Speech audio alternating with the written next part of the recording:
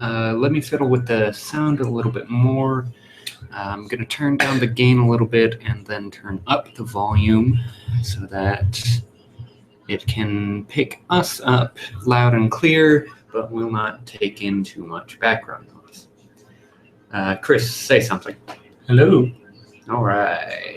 I'm actually going to turn the volume down a little bit because that seems a bit too much. All right.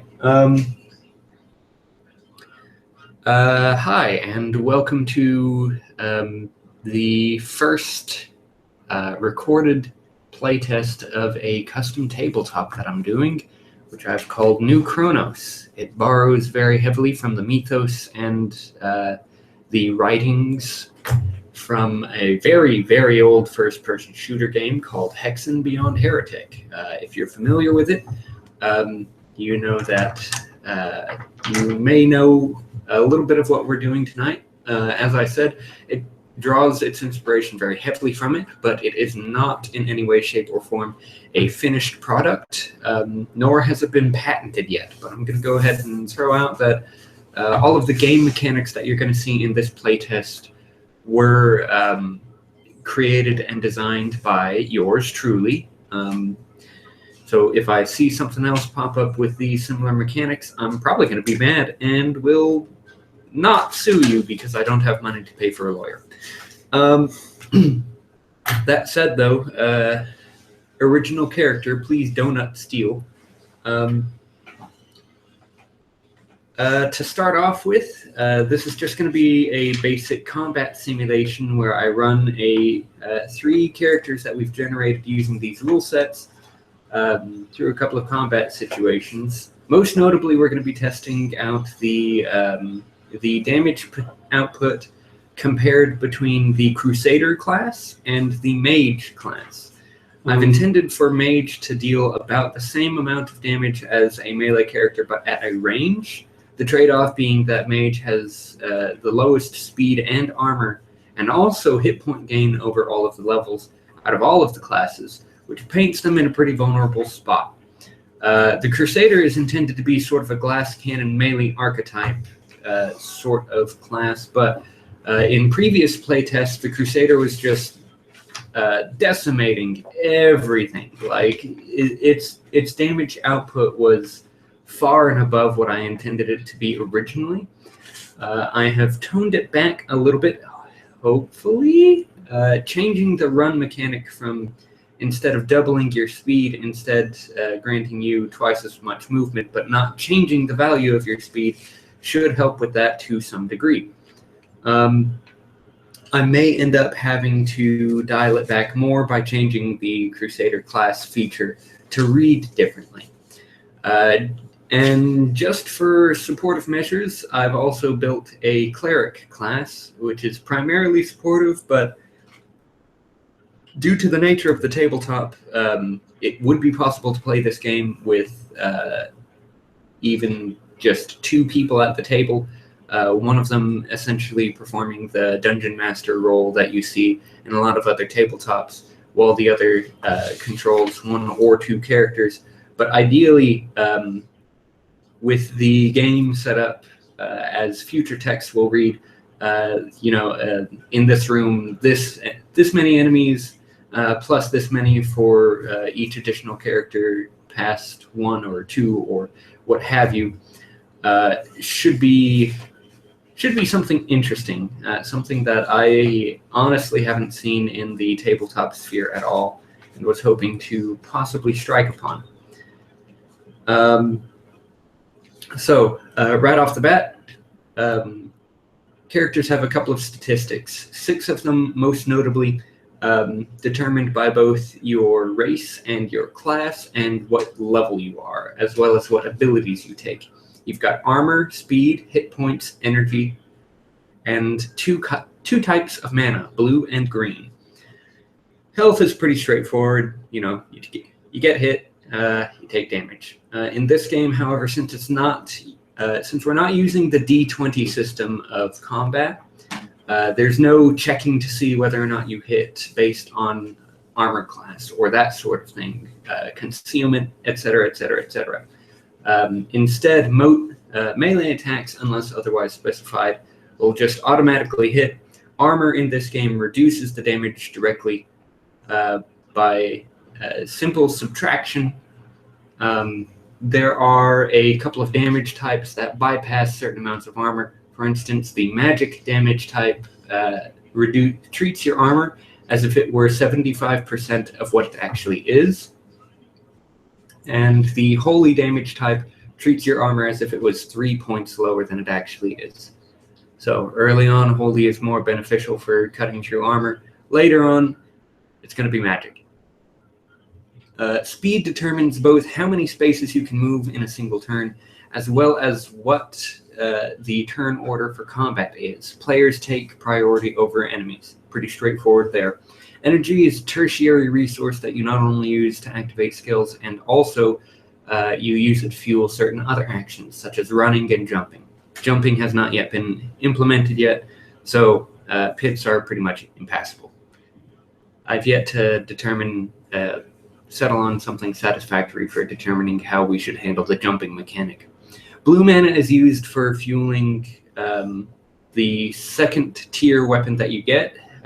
Each character will eventually come into contact with 4 tiers of weapons, beginning at their first one, which is usually melee. Mages and a couple of other classes get the benefit of starting out with a very, very weak but ranged weapon that costs them nothing to use. The second tier of weaponry uses blue mana, the third tier of weaponry uses green mana, and the fourth tier of weaponry uses both types of mana, usually at what would be considered an exorbitant rate, some weapons taking up to 20 of both kinds of mana for one swing.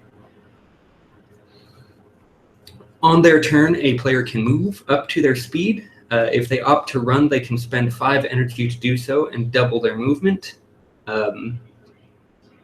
They get a number of attacks per turn as dictated by what weapon they have equipped. As per this version of the game, you can swap your weapon, but if you do so, you cannot move for that turn. There is an ability that you can take, and in this game, abilities are kind of like feats as they appear in Dungeons & Dragons and Pathfinder.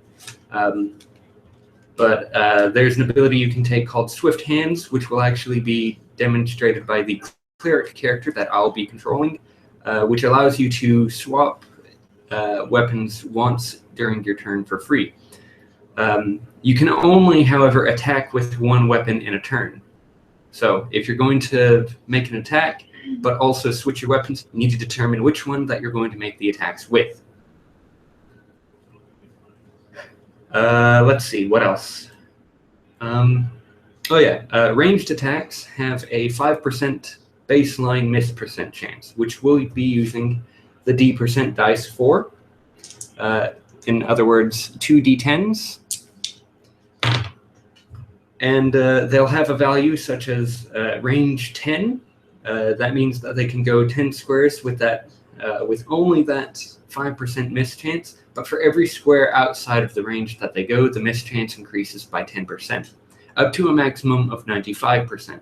Past that, the weapon can reach a maximum effective range of 4 times the original range increment represented in the weapon's entry. Past that, it is impossible to hit with the weapon. So for a range 10 weapon, you could go the first 10 squares with just a 5% miss chance, and then for 9 spaces out, the miss chance increases slowly up to 95%, and then past that, you can potentially hit an enemy up to 40 spaces away from you, albeit at a 5% chance to hit, which is not good odds, but, you know, if you've got the mana to burn, why not, right? A couple of exceptions apply. The Burning Ashes spell that mages get, which is their 3rd tier weapon, has no miss chance whatsoever, but the couple of drawbacks are that you can only place a 3x3 cloud within 4 spaces of you, and then it only moves 4 spaces out past that until it reaches the edge of the grid. It also cannot hit flying enemies, so that's one of the downsides of Burning Ashes. Other notable exceptions include the mage's first tier weapon, Sapphire Shards. Its mischance caps at 40%. Are there any other notes that I want to bring up? Oh yeah, there are items and armor in the game. For this playtest, each character has been provided with one piece of armor that provides the highest degree of protection for each character. The cleric has the falcon shield, the mage has the amulet of warding, and the crusader has the chain mesh. When a character who is wearing armor is struck, and characters will always have a base armor value. I think no matter which race you're playing, and even if you're playing mage, you always have at least one armor. Don't quote me on that. But when you take damage, you first reduce it by a number. You check it against the armor, and you check it against each piece of armor that you currently have equipped, starting with the one that gives you the highest armor rating. And since in this case they only have one, it's fairly easy. The Falcon Shield and the Amulet of Warding each give the Cleric and the Mage, respectively, 5 armor. So when you're hit with an attack that would deal more than 5 damage, you subtract 5 from the item's durability, and then check it against the base armor that you have. For the Dwarf, his base armor is 3, which means that even after the Falcon Shield breaks, he will still have 3 baseline armor that will be reducing damage for him all game long. The Mage has a base armor of 1, and the Crusader has a base armor of 2. In addition to armor, each of the characters is carrying items. They're each carrying 4 flechettes and 2 quartz flasks. On their turn, a character may either attack with their weapons or use items, but not both. Once you've used one item, you are locked into that item. For instance, you cannot use a flechette and a quartz flask in the same turn. You'd have to pick which one you want to use more. Flechettes are probably one of the most difficult items I've had a time with balancing. For the Cleric, a flechette creates a small cloud of toxic gas that lingers for 3 rounds of combat. For the Crusader, they can throw the flechette up to 5 squares away, and reduces the speed of all creatures by 3 in the target square and in all adjacent squares. In other words, a 3x3 block. And they can do this 2 times per round. The Clerics can use theirs 3 times per round. The Mage causes the flechette to hover in place for 1 round. After that, it detonates and deals 4d10 damage to the blast square and half to all adjacent squares. They can drop 5 of these in a single round if they so choose, spread along whatever movement path that they take. But it has to be in the but they drop it in the space that they currently occupy. It deals magical fire damage. The damage types are fire, ice, lightning, and poison. Poison and fire have the lingering damage modifier to them, which means that half of the damage is taken immediately and half of the damage is taken over the course of the next couple of rounds. The damage that is taken over the next couple of rounds bypasses armor entirely.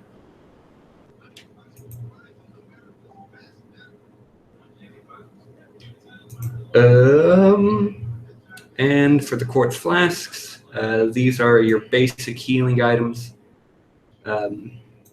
For the Cleric, they can choose to restore 20 health to themselves or 30 health to an adjacent ally. And then for most other classes, it's just used to restore 25 health to yourself or an adjacent ally. This is the case for both the Mage and the Crusader. It's only the Cleric that gets... Clerics and Abjurers get the option of restoring 20 health to themselves or 30 health to an adjacent ally. The only other distinctions are that mages can use quartz flasks 3 times per round, clerics can only do it 2 times per round, spellweavers and abjurers both can use theirs 3 times per round. So half of the classes in the game, and there are currently only 6. This may or may not be the case throughout the entire progress of the game itself, but for now that's where we're stopping because 3 of the classes are considered the quote-unquote base classes, and the other 3 are considered hybridizations of 2 of the 3 base classes. All right, I think I've talked for a decent enough amount of time. Chris, do you have any more questions? I had one. Oh, But right. then I talked it right out your ear, huh? No, it was only one, and it was concerning the items of armor we get. Mhm. You said there was a sort of durability to them. Yes, that I think I wrote that down in front of it. Yeah, 40 out of 40. Yes. So Whenever you take damage, mhm. the mage's base armor, and you can write this down. The base armor is 1 for the mage, Okay. right? And the amulet is granting it 5. So whenever you, so for instance, since your total armor is 6, Mhm. let's say you get hit with an attack that deals 8 damage to you. Okay. You first look at the biggest piece of armor that you currently have on, which is the amulet of warding. Mhm. You subtract. It's giving you 5 armor, so it mitigates 5 points of damage, right? Mhm. And then you subtract that same number that it mitigated from your from its durability, right? Okay. And then compare the rest against your base armor. Okay. So all told, you take 2 damage. On the other hand, if you're hit with an attack that only deals 3 damage to you, the amulet soaks up all of the damage, and it only loses 3 points of durability. Okay. Right. Now, if a piece of armor hits 0 durability as it's mitigating damage, like if you get hit with that 8 damage, but your amulet is only at 3 durability, Mhm. then it'll only mitigate 3 points of the damage, essentially. And then it goes still into the base armor, and then I'm left over with 4 damage. Yeah. Okay.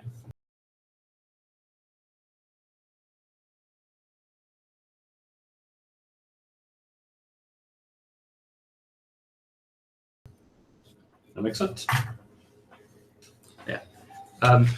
It sounds really complicated at first, but once you wrap your brain around it, it makes sense. Mm-hmm. Fairly intuitive, I like to think, and that's the overall goal with this game, is that it's intended to be intuitive enough that you can learn it in under the span of an hour if you need to.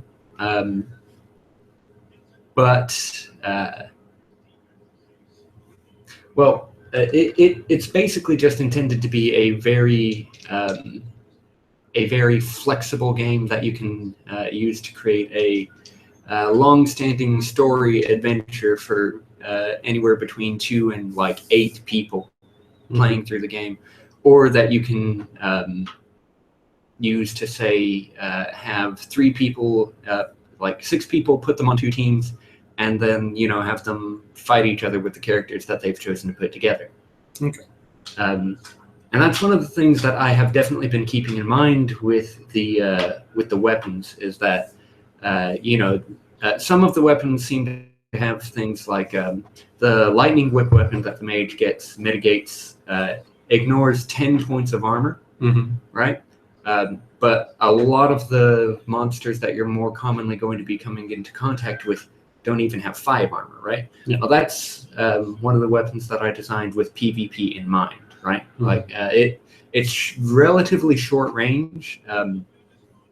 Definitely, it's easily the shortest range weapon that mages have in their entire repertoire, but it is, for that reason, especially effective against other players. Okay. In the case that, say, lightning whip does bypass armor, would the other player's armor's durability go down, or does it just like completely bypass that step? It just bypasses the armor step. Okay, cool. In the event that there is still armor left over, it would then the maximum amount of damage that it would be able to deal to the highest armor value piece of equipment that they have on would be that base amount that it's been reduced to. So, for instance, if a fighter has, say, 13 armor and they're wearing a but the biggest thing that they have on is like a chest piece, like a chain mesh, and they get hit and they're down to that 3 armor, the lightning whip will only deal 3 points of durability damage to the chain mesh. Right? It doesn't matter what other armor that he's got on, as long as that's the one that's got the highest armor value. That's the one that takes the damage. Okay. Again, I wanted it to be fairly intuitive, something that you would say, oh, well, this is the rule. Yeah. Always prioritize the highest value armor, right? So that rule is constant, no matter what your armor is being treated as. But no matter what your armor is being treated as, it can only mitigate up to, like you go down that list. Once you've subtracted the maximum amount of durability from the highest priority armor that you have, then you go down to the next lowest one. In the case of tie, you get to pick which one, and so forth, right? Some armor bestows special features, such as the Amulet of Warding that dictates magical damage does not reduce your armor. Cool. Right? So if at 6 armor you got hit by a magical attack, you'd normally be looking at only getting, let's see, 3/4, 18 divided by 4 is 4. So your armor would be reduced down to 4 instead of 6, right? But the Amulet of Warding bypasses that. It gets more complicated the more you get into the different damage types, but that's one of the things that I'm working with. The damage system as it exists, as far as the lingering damage, I'm considering scrapping and rewriting, and possibly just leaving them as damage types that, say, only have effects as far as like enemies that are immune or enemies that take additional damage from that type. One last question. Yes. When we're doing something like taking additional damage, I see here I take additional 50% poison damage. Uh-huh. In the cases of rounding, do we always round up or always round down? Down. Okay. Mm-hmm. Always round down. Gotcha.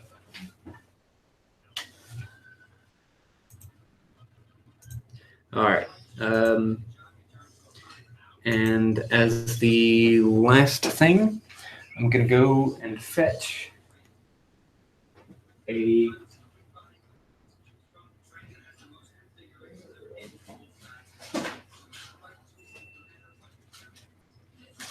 my markers so that I can draw on the grid. All right. We're going to get 3 character representatives for our 3 characters.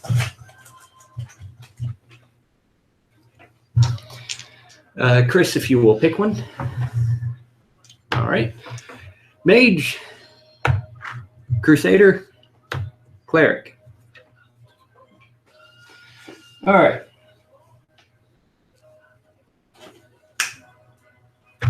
Now, as with the only other playtest that I've done for this game, it's going to be set up like this.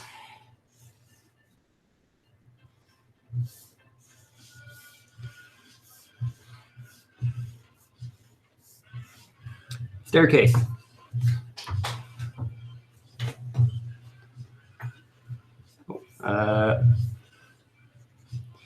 This has a height of 3 squares.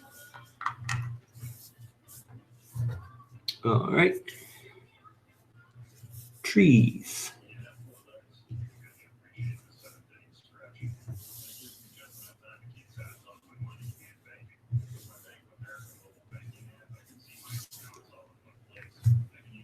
You can ignite trees with fire damage. All right.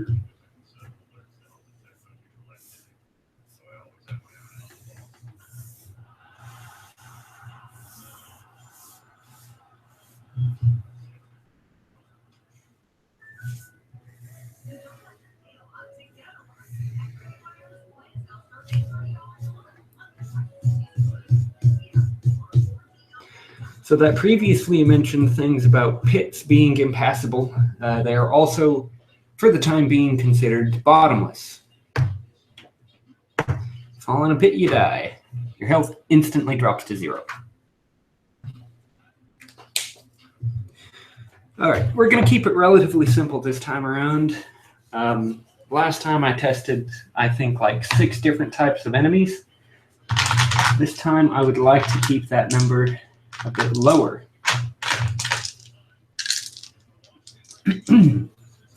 All right. So, the name of the game is... Oh god, that's uneven. Don't look, Leah. The name of the game is going to be keep the enemies from reaching your plateau. For the sake of fun times, we're going to say that let's go ahead and say that there's a door behind you. That door has 200 health.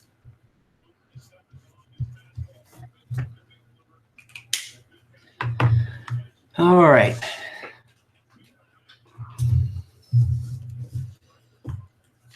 Let's see here. Who's messaging me? It had better not be Brandon.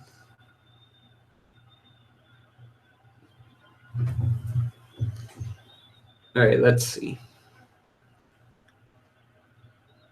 Doop, doop, doop, doop. All right, so we're going to say that those dice that I've set up right there, right before you, are the most basic type of enemy. They're melee only. They are called Ettins.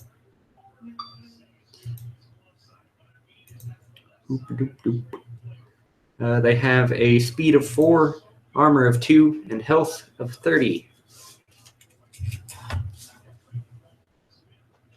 All right. Now, the Crusader has a speed of 9, which means that he goes first.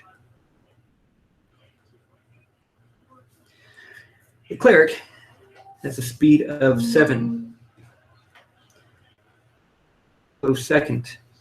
The Mage has a speed of 5, which means that he will go third. And the Ettins have a speed of 4, which means that they will go after the Mage. Which means that if the characters play this right, they should be able to dispatch all of the Ettins before they take damage, or be able to outpace them. Ettins only have a speed of 4, which means that the melee combatant, the Crusader, can just kite them, essentially. You will start out with your first tier weapon equipped. In the Mage's case, the Sapphire Shards. In the Cleric's case, the Medic's Knife. And in the Crusader's case, the Mechanical Gauntlet. So we don't have any of the other... You do have them, you just don't have them equipped at this point in time. Okay.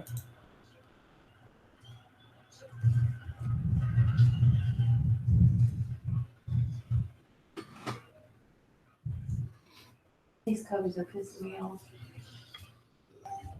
Not doing too well. Huh? You're not doing too well. It's 2-0 right now, top of the third. Well, change.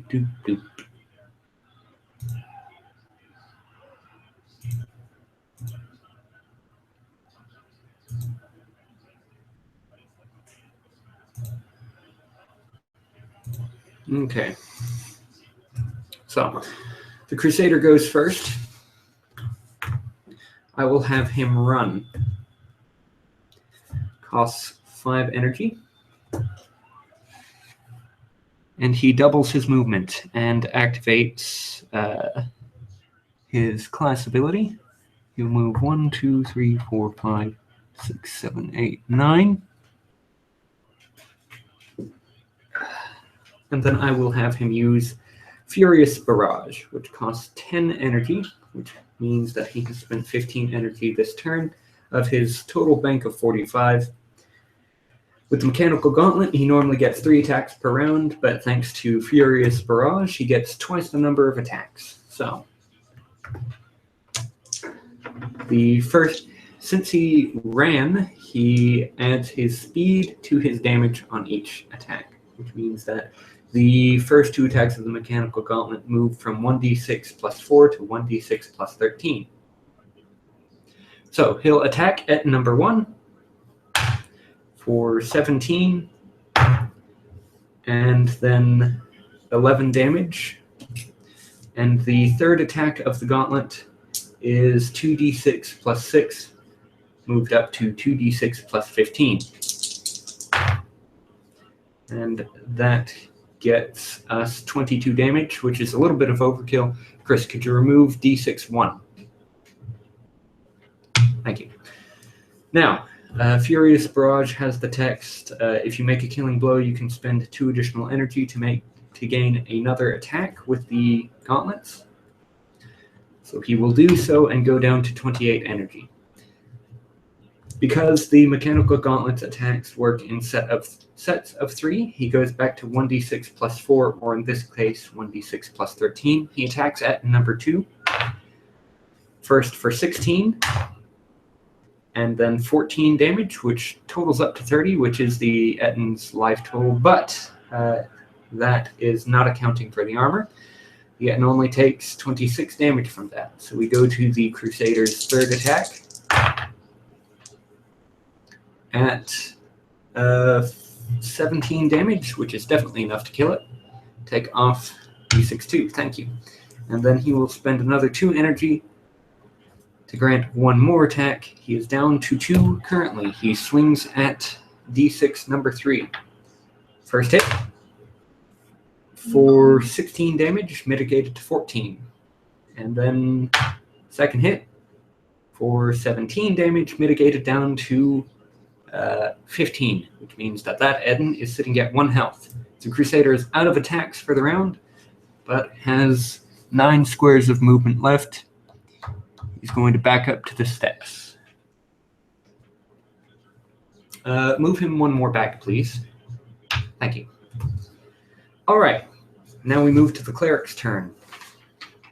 The Cleric is going to opt to pass this turn. There is nothing for him to... Well, no. He'll equip the Healer's Crucifix. It's got a range of 10. Chris, how many spaces between... Let's see, it should be about 10, yes? Move the Cleric up behind the Crusader for me. And the Cleric is going to use the Healer's Crucifix, which has a range of 10. It will cost him 4 blue mana, bringing him down to 106 blue mana. He swings once, it deals 3d6 plus 6 holy damage. A little bit of overkill for a 1 health Ettin, but good enough. The Cleric forgoes his other attack with the Healer's Crucifix, which brings us to the Mage. What would you like to do? Holy shit. Okay, so I'm forgetting my place. I did not roll either for the missed percent, nor did I consider that you can't move when you switch weapons. So if you would, please put him back in that space and count the spaces to where the Ettin was. He was 2 spaces in 1, front of 2, number 3, 6. 4, 5, 6, 7, 8, 9, 10. Okay, so that was at the very tip of the range. We got a 78%, which means that it was a hit. Go ahead, Chris. Okay. Activating rapid fire costs me 10 energy, but I get to attack 5 times. Correct? Yes, that is ipso facto how that skill works. You can also opt to attack 10 times and then just forgo attacks on your next turn. Sort of a burnout, if you will. All right. Let's go for the 10 times. Okay. Go ahead and subtract the appropriate amount of energy. 6, 7, 8, 9, 10. 1, 2, 3, 4. So that should put me in range of all of them.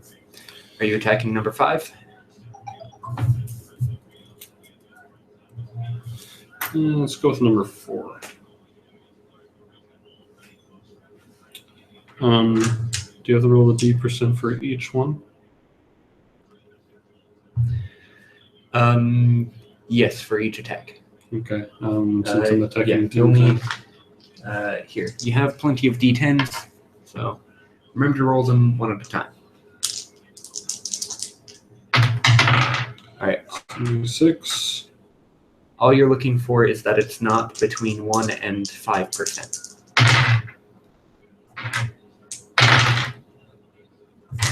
It's 3, 4, 5, 6, 7, 8, 9, 10. Yep. All right. Okay. Now you are attacking 10 times. Which one are you attacking? Do I concentrate all these on one thing, or No, you can pick targets. do I get each to? of the different attacks? So say only 4 are needed for say number 4. Do I get to choose where the rest of them go, or do I have to predetermine? Yes. If you recall, however, Sapphire Shards does have splash damage, so it would be prudent to take out number 5 first. Okay. In that case, I will target number 5. Okay. First attack is, let's see, it's 1d10 plus 1. That'll be 11. All right. Let's see. Hang on. Because it's a magical damage attack, it is treating their armor at a value of 1. So number 5 takes 10 damage, putting him at 20. And numbers 4 and 6 take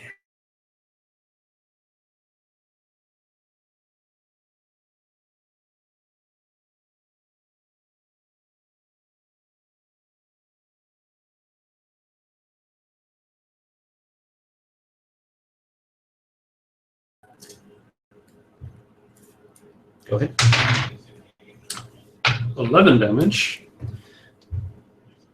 Okay, which is another 10 and 5.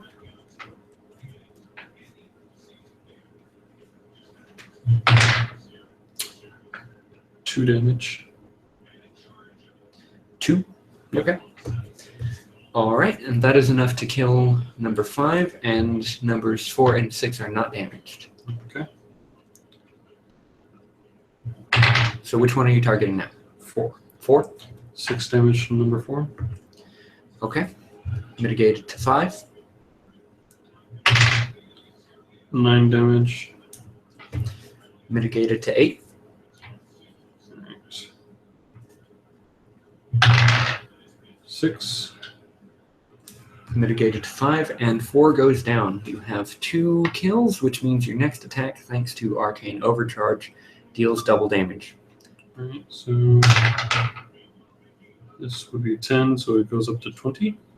20 damage. Mitigated down to 19, and number 6 goes down. Alright. Part of the name of the game of New Cronos is eliminating the enemies before they eliminate you.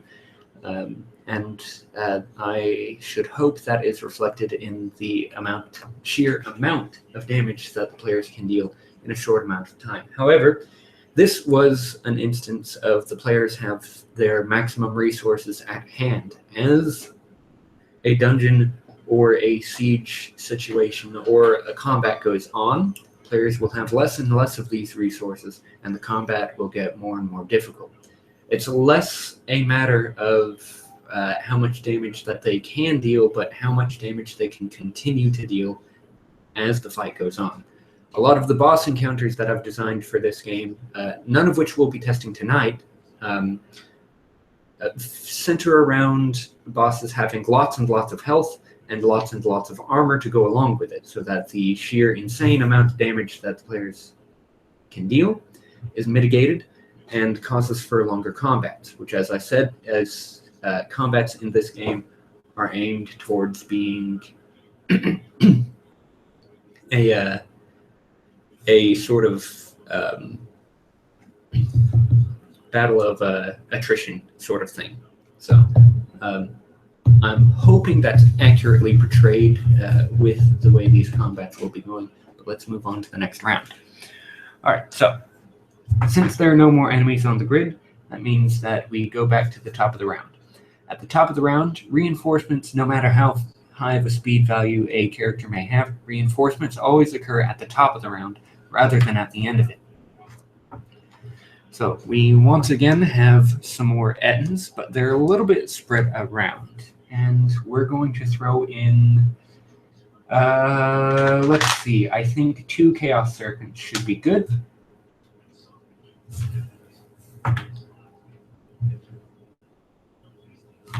And before we get onto that, I am going to excuse myself to the bathroom because I'm terrible at planning these things.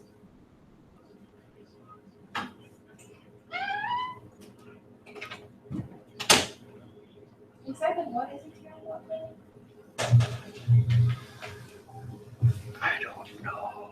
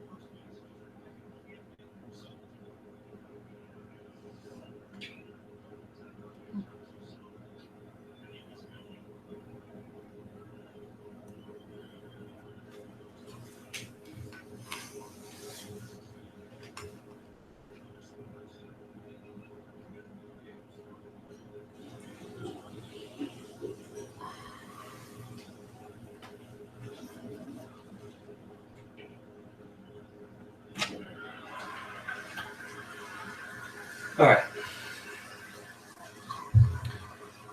So, question. Yes. When switching weapons, does it always take up your movement action? Yes. And I may swap that back to taking up your attack instead. I feel like I might prefer it that way. I think that would work better, personally. But I wanted to give both methods a try. In the previous playtest that I did, it was you lose your attacks. But in that playtest, I saw a lot of, particularly the clerics, being frustrated with how, since they couldn't make attacks, they couldn't swap out those attacks for using their skills, such as mend. And since everybody was always asking for mend, the clerics were constantly running out of blue mana. Basically having little to no damage output because they were always switching their weapons. So I wanted to see how it would work with your movement for swapping weapons instead of your attacks. Okay. I think mechanically, though, it would be a little bit better to. It would. I feel like it would teach better party dynamics to have it mitigate your attacks for the turn instead of your movement. This would also help with the mobility of other classes such as mages, because mages already suffer from mobility. Mobility issues. They don't need to tack on, not being able to move while switching weapons. All right. So Chaos Serpents. These are going to be the green Chaos Serpents. Are the next enemy that we're going to be dealing with. They also have a speed of 4, but because they are more dangerous, they take priority over the Ettins. It should be noted that monsters can also run just like players can, but when a monster runs, they instead lose their attacks for the round. Running works in the same fashion for monsters as it does for players. So, once again, at the top of the round, we have the Crusader. All right. Let's see.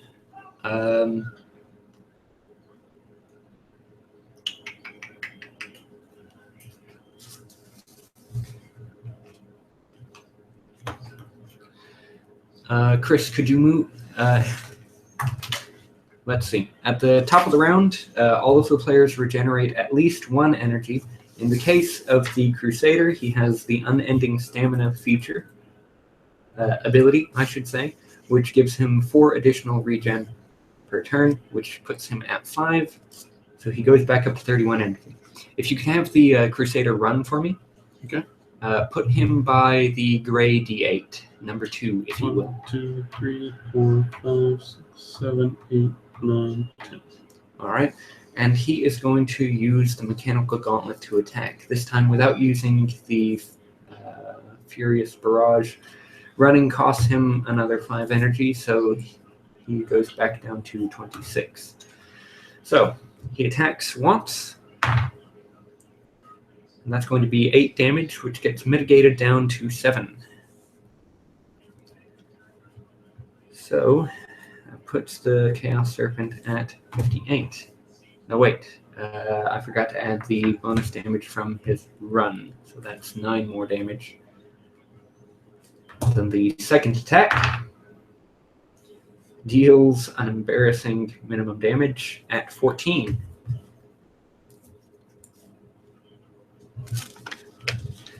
And his last attack at 2d6 plus 15 comes out to 20.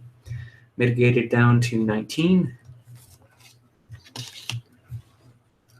All right. Let's see. That movement cost him 11 spaces. 10. 10. Okay. If you would be so good as to move him back 8. 1, 2, 3, 4, 5, 6, 7, 8. Mm-hmm. Thank you. All right. And now it is the cleric's turn. The cleric is going to move here. He's going to use the Healer's Crucifix on Etten number 1. Etten number 1 is certainly within the 10 squares of range that the Crucifix has. So he's going to go ahead and exhaust 8 points of blue mana, bringing him down to 98 to attack that Etten twice. Because it's holy damage, the Etten's armor is treated as being 3 lower than it is. You can't go into negatives, so it's instead treated as the full value. So that is 14 damage off of the first hit, and minimum damage of 9 for the second hit. So that Etten takes 23 points of damage, but is still up. Now it's up to the mage. Okay.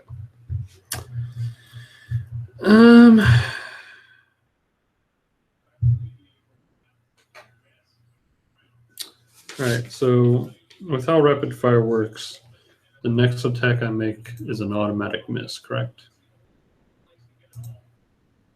Do what? With how rapid I fire... don't know. That was my shorthand. You don't get to attack this turn. You can move as normal, though. Okay. In that case...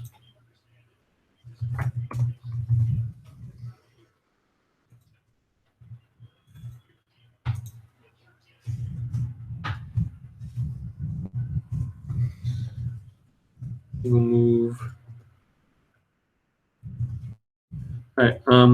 With Burning Ashes, is it the range says 4? Is that 4 from the center or from 4 from the outer edge? You can create the, and this is entirely on me. I'm in the next edition that I create.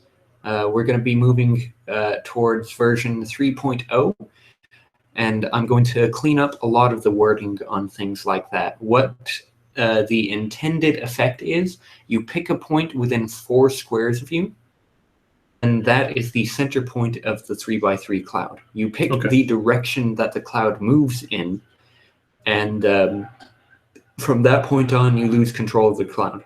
The 3x3 cloud moves 4 spaces in that direction, as was picked for it at the start of its when it was created. As it moves, creatures that move into it or that it passes through take the damage. Okay.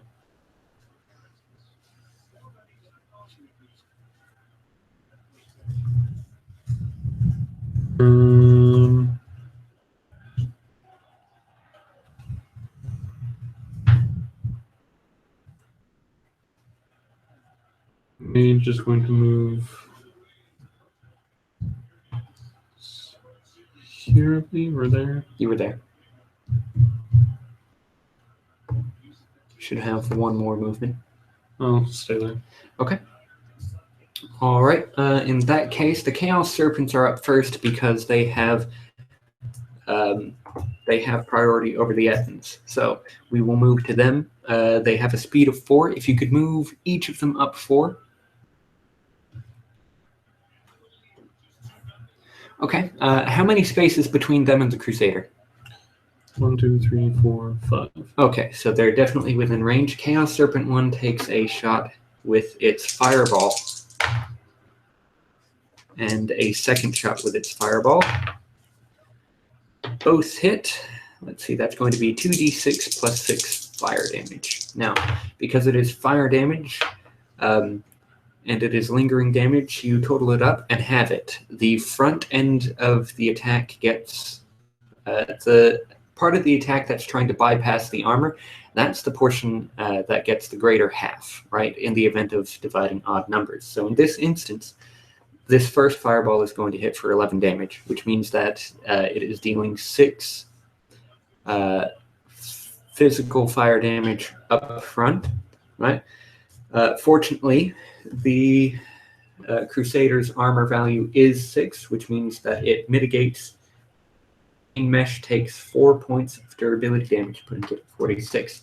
Second Fireball hits for 14, which means that we have each portion down to 7, which means that it does bypass. The Crusader takes 1 damage and gains 7 lingering damage, which means that over the course of the next 2 rounds, he will proceed to take damage. And once again, this is an error of clarity on my part, but lingering damage, it is intended that when you take more lingering damage of the same type, it refreshes and adds on to it. So for instance, he's currently got 7 lingering damage, but if he were to be hit, let's say next turn he takes 4 more lingering damage, leaving him with 3 remaining after the fact, right? If he is hit with another Fireball that manages to bypass that damage, you add on the lingering damage that that Fireball would do, and then the total damage on that is reset to deal more and more damage. You see. Okay. So he takes 1 fire damage right now, putting him down to 134. All right. Chaos Serpent number 2 is also going to attack the Crusader twice because he's right there. Where on earth did I put those dice? There they are. All right. First hits. Second hits. All right. And he takes 2 more Fireballs.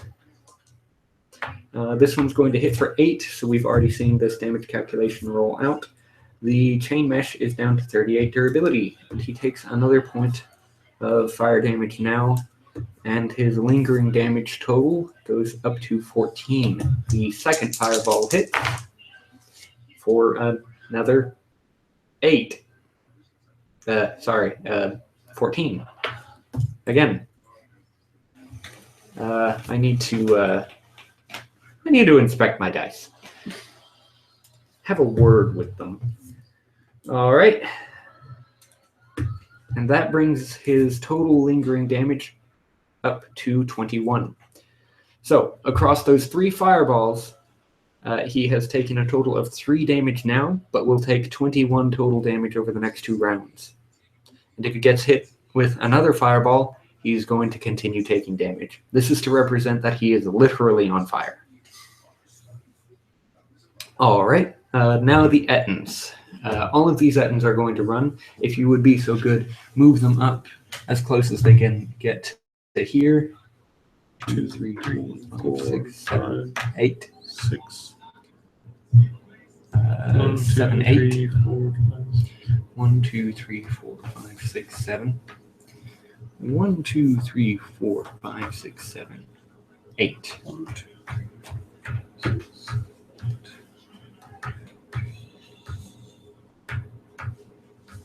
And now things get interesting for the heroes. With the Crusader completely cut off from the Cleric, they're going to have to carve a path. All right, so the Crusader is going to switch his weapon over to...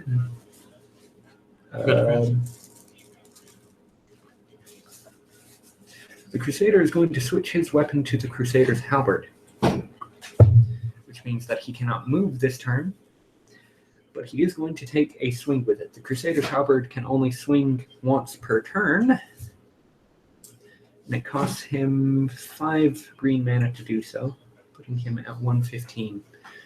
Now, because of the text on the Crusader's Halberd, it's going to be 4d8. Let's see, here some more d8s. There's one. There's another. All right. Because of the text on it, the first attack, let's see, it's holy lightning damage, which means that it's going to reduce the primary Ettin's armor down to a number, down to 0. And let's see, that's 10, 17, 21, plus 10 is 31 damage. And it's going to strike that Ettin. Remove Ettin number 1, please. Thank you. Now, because of the text of it, if the target of the ranged attack... Oh, hang on. Let me roll that percentile. It's good. If the target of the ranged attack is within 3 spaces of you, you can have 2 targets that are also adjacent to the primary target take half of that damage. So, because he was hit for 31 damage, that means that we round down to 15 on Ettin's number 2 and 6. So, Ettin's 2 and 6 are at 15 health.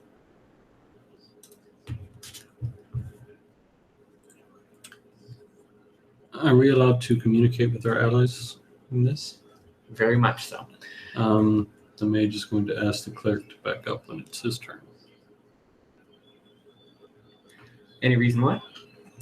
Thinking about using burning ashes. Okay, I think I see where you're looking at it now. Let's see.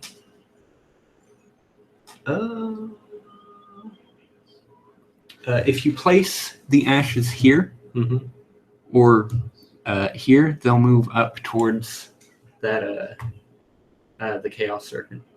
Okay. Unless you were also just considering bathing the Crusader in fire.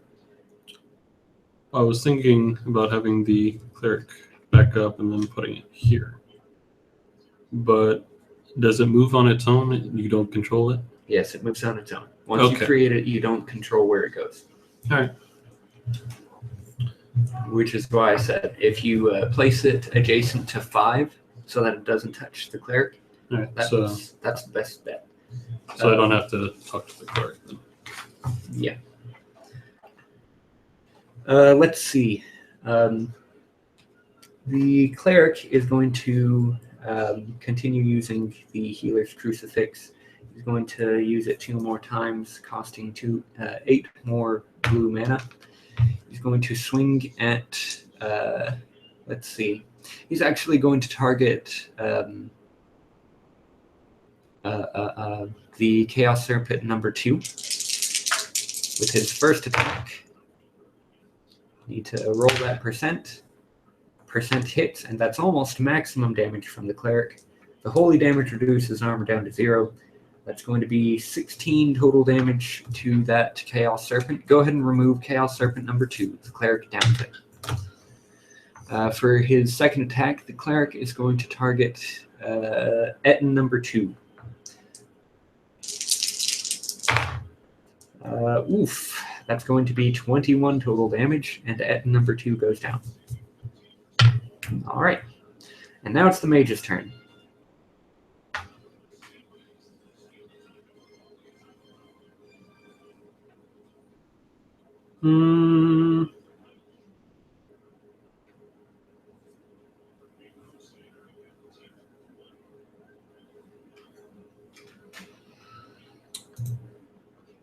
I think you'll use another rapid fire chef sapphire shards. So that's 10 energy.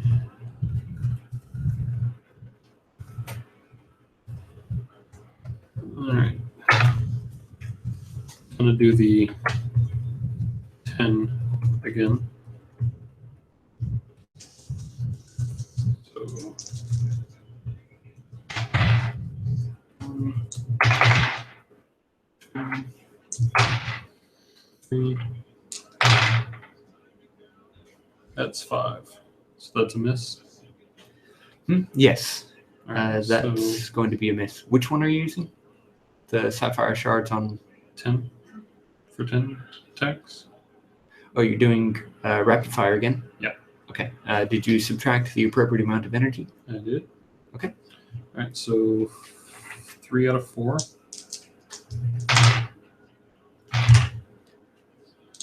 4 and 5. 5 out of 6. 7 out of 8.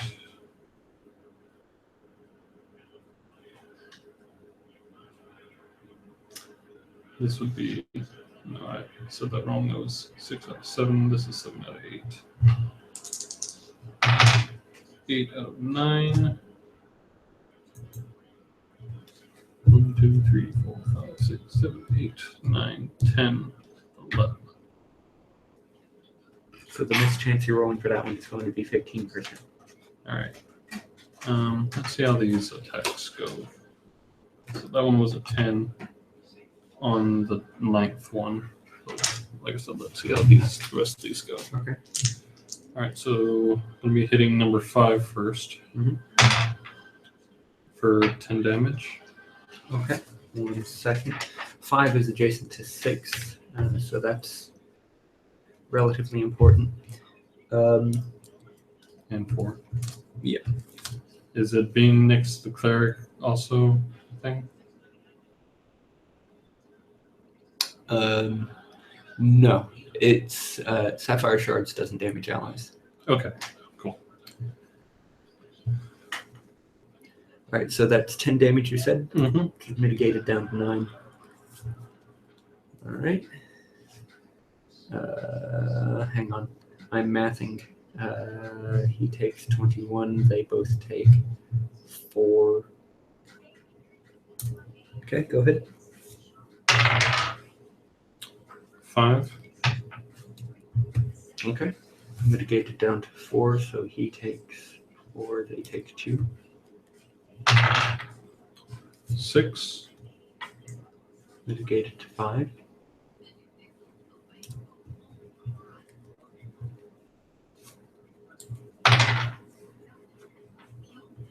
11. 1 second. Mitigated down to 10. Proceed. Is 5 still up? Yes. 11 again. 1 second. I'm mathing. Doo-doo-doo. All right. That takes out both 5 and 6. All right. Next, I'm going to be attacking number 4. 11. Which doubles to 22 because of arcane overcharge. Right, so 22. And number 4 goes down. And you fling his corpse 5 spaces away.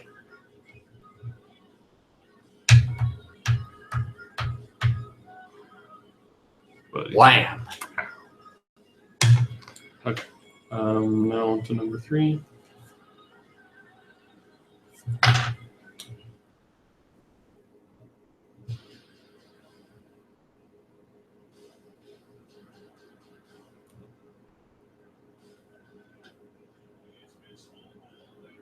Sorry, I spaced out just now. Mitigated down to 8. Mm-hmm. What number of attack is this? This is going to be number 8. Okay. So that's 3 damage to number 3. Down to 2. 7. Down to 6. All Time to roll the D%. And for Alright, so didn't one of the attacks miss? So that's then I- right. So that'd be 9 in total. Okay, yeah. Okay. All right. Wait a second. Did the enemies go before you this turn? No, they went after me. Well, Yeah, they did. Yeah. My bad there. the Edens were supposed to go. No, they were supposed to go after me, weren't they? Yep, they were. All right. At the top of the round, we're not No, going wait. Because he moved up, attacked, came back. He moved up, threw some at the Eden. I moved back and didn't do anything. Then they moved. He got That's right. swarmed. That's right. Yep. Okay, so now it's the enemy's turn. Let's see. Then he definitely should have taken. Crusader? Yeah, the Crusader should have taken. Well, you took all that fire damage. Yeah, he took all that This- fire damage. This turn? Yeah, that was this turn. Because they moved up, did all that fire damage, and then the Ents moved in and swarmed. And then he took his turn. So yeah. Yeah, he should have taken some of the lingering damage. So he takes 11 lingering damage and goes down to 121 because it bypasses armor. Right. So that was my bad there. All right. That means that it is now the enemy's turns. The Chaos Serpent is going to move up 4 spaces. Moving back 1. My bad. 1 over. How many spaces between you and the Chaos Serpent? 1, 2, 3, 4, 5, 6, 7, 8. Okay. He's going to take a shot. It's going to be a 25% miss. At you. He gets 89, so that's definitely in the clear. And you're going to be taking, let's see, that comes up to 10 damage, which because it is fire damage means that half of it is up front, half of it is lingering. It doesn't bypass your armor because your armor is 6 currently. So your amulet loses 5 points of durability, and you take no damage. Okay. Then he's going to take a shot at the Crusader, which is going to be a miss of 5%. That's 17%, so that would have missed you, but hits the Crusader. It's going to be 8 plus 6 is 14, which, as previously discussed, is just enough to bypass what he's got. So his Chain Mesh takes another 4 points of damage. He takes 1 point of damage. And he gains 7 lingering damage. So his lingering damage goes up to 17.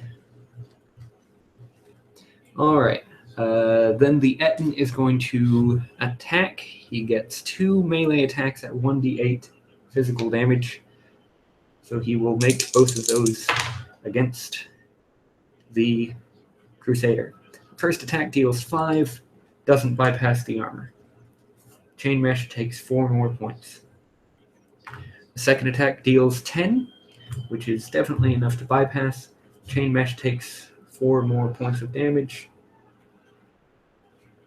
And the Crusader takes 4 physical damage, putting him at 114. All right. It is the Crusader's turn. At the top of the round, everybody regenerates energy. So the Crusader goes back up to 31. Crusader takes half of his lingering damage. He takes 9 fire damage, putting him at 105.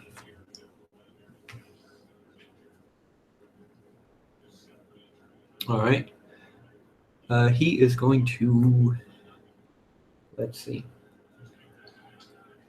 He will attack the Chaos Serpent with the Crusader's Halberd. He hits. That's going to be another 5 green mana. That's going to be 10, 13, 14, 24 holy damage, and it's lightning.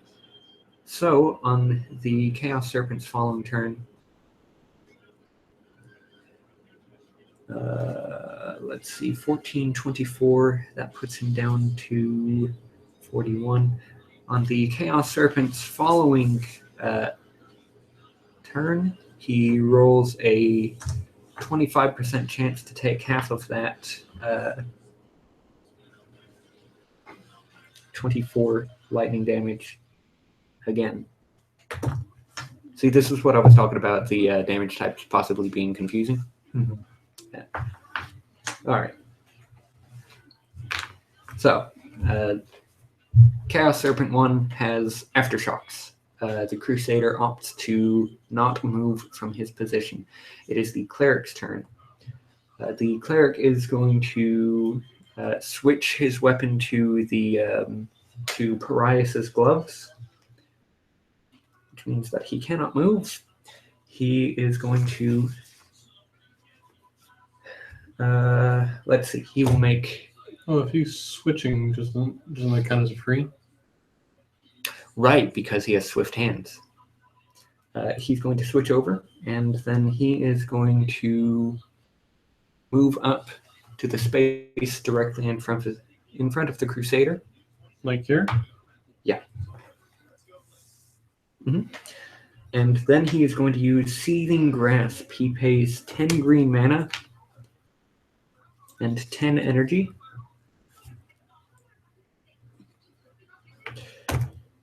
To deal 30 magical fire damage to the Serpent and to the Etten. Okay. It is magical fire, which means that the Etten reduces it down to 29 instead. But since it's at 14 health, it dies. And the Chaos Serpent has an armor of 1, which means that it doesn't mitigate anything. It takes the unabashed 30 fire damage. Well, 15 up front.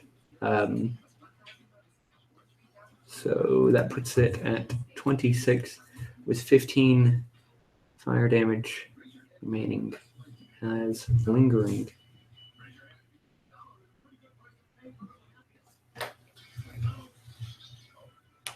So it's got lots of effects stacked up on it for its turn. Let's see, you used rapid fire at 10 value on your last turn, which means that you cannot attack this turn. Correct. You may switch your weapon if you opt, if you want. Used up a lot of energy, so I think I'll switch the lightning whip. Okay, you switch over to Lightning Whip. You don't have Swift Hands, which means you don't move. All right, the Chaos Serpent's turn. First, it rolls the D% for the lightning damage because that was applied first. It rolls 33, so it does not take the lightning damage, which means that that effect is cleared from it. It does, however, take 8 of its 15 lingering damage. It goes down to 18 health.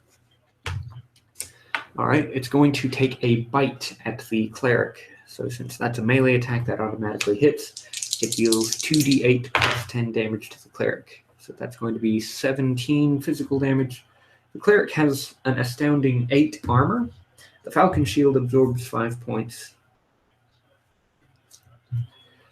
And let's see, 17 minus 8 is 9. So of the Cleric's ridiculously tanky 150 hit points, he only takes 9. Your Cleric is definitely safe. He's not hurting at all. He looks to the Chaos Serpent and says, "Is that all you've got?" And the Chaos Serpent meekly replies, yes, it is. The Crusader takes his turn. He's still got the halberd equipped. He's going to get melee with it. And the halberd has the text that it can be used as with a melee attack to expend no mana to deal 2d8 plus 5 physical damage. So that's going to be 13, 18. It's reduced by 1. And now it is the cleric's turn. The cleric is going to switch to the medic's knife, which is a melee weapon, and he attacks, dealing 1d6 plus 4 physical. That's 6 damage, and he kills the Chaos Serpent. Meh. He didn't move in the round, which means that because of swift hands, now that he's made his attack with the medic's knife, he can swap again, trading all of his movement to go back to the healer's crucifix. All right, let's see. It is the mage's turn. You may do. You have a turn of action before the top of the round, which is when the reinforcements arrive. I focus my chakra. Please don't.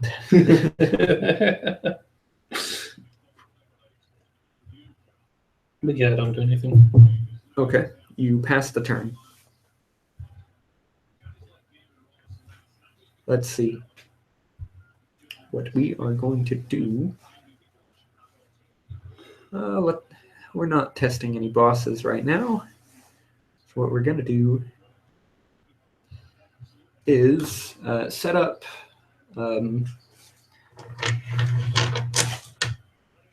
Let's see.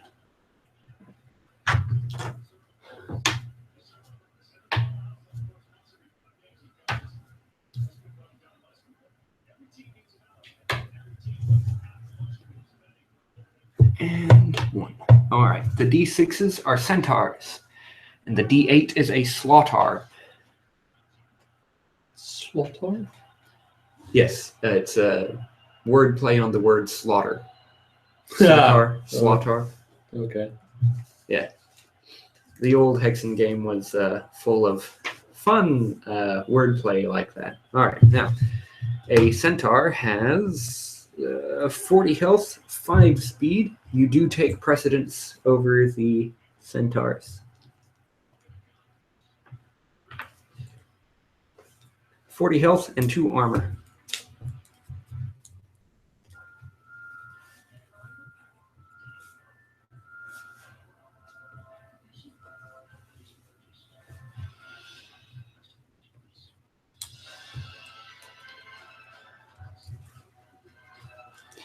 And the slaughter has 90 health, 5 armor, and it's non-reducible versus magic damage. And it has a speed of 7, which means that he moves before the mage but after the cleric.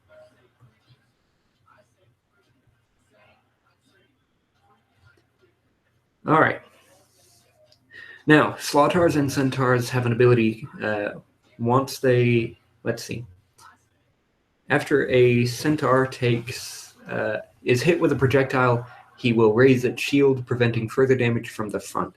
While the shield is raised, they will swivel to follow the closest threat even while it is not their turn. Projectiles are reflected, while non-projectiles and melee attacks simply have no effect. This effect ends on the centaur's next turn.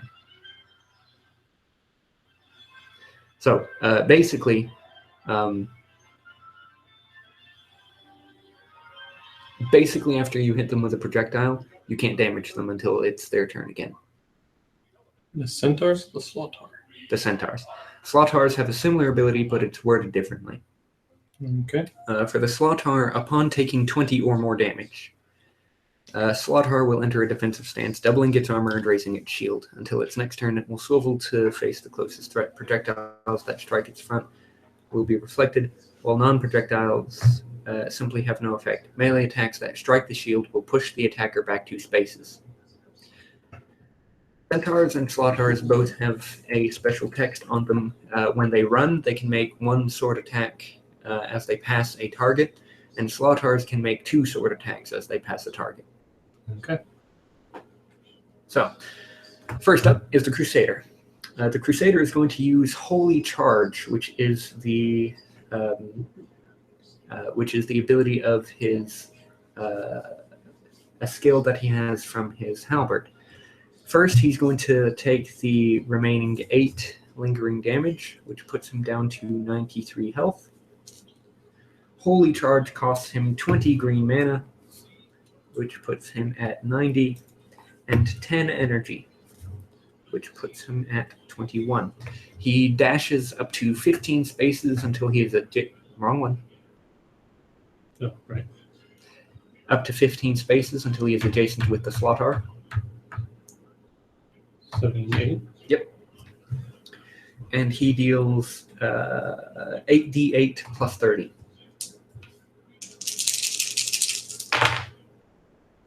Let's see, that's going to be 7, 8, 14.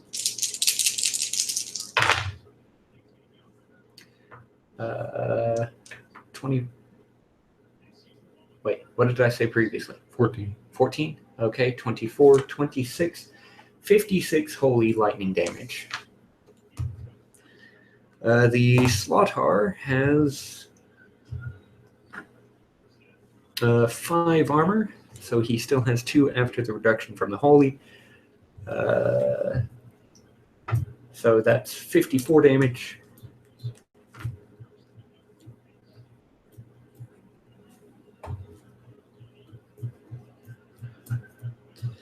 Now, the Holy Charge skill has the text that if there are any other Crusaders that are adjacent to you when you use this ability, they can move with you, ending adjacent to the target as well, and this ability deals 2d8 plus 5 more damage.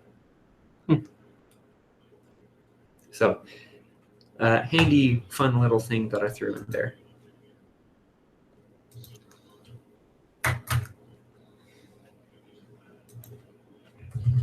One second, gotta send a message real quick.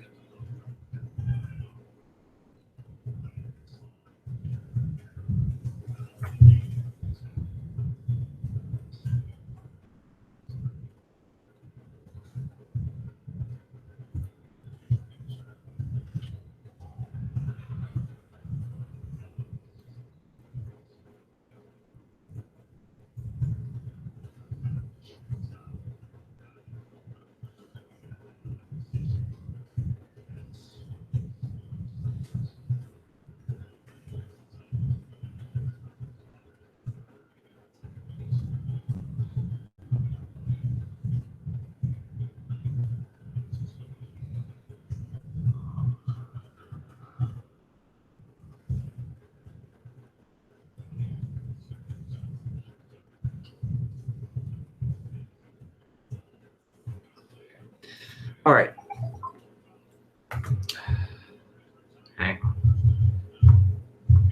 I'm in the middle of a lot of social drama, and it's a little bit pertinent right now. One second.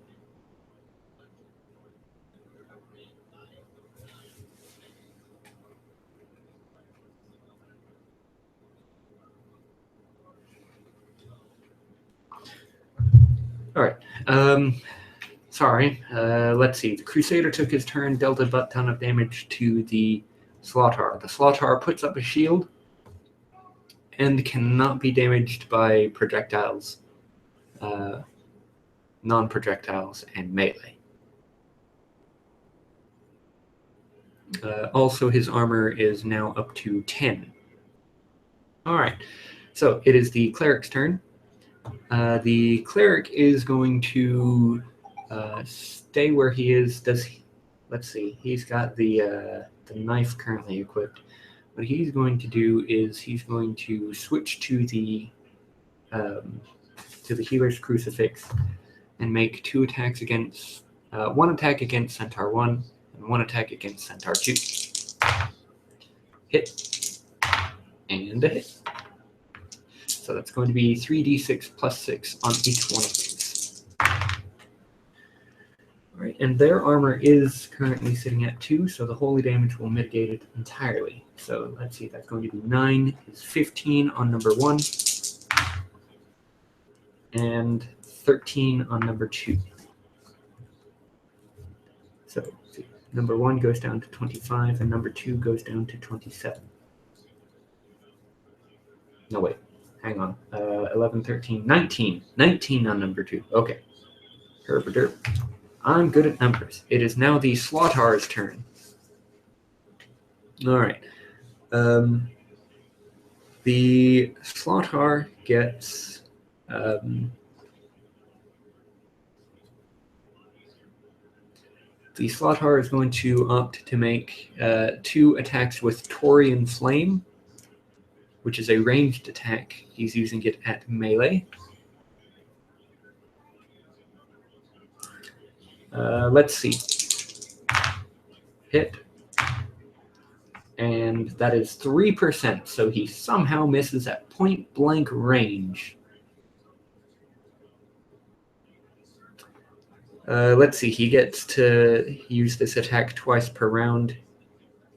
Let's see. I need to reword that. Mental note. Need to reword Slaughtar in a big way. And then he will target the cleric with the other 2. It's got a range of 7. How many spaces between the cleric and the... 7, 8, 9.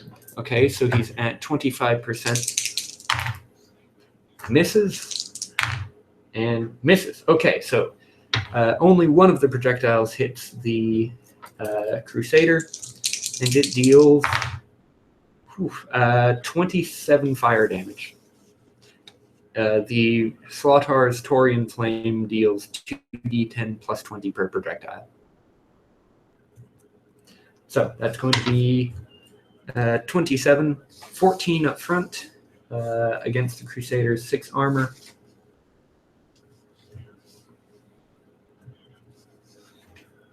Let's see. The Chain Mesh loses 4 more durability.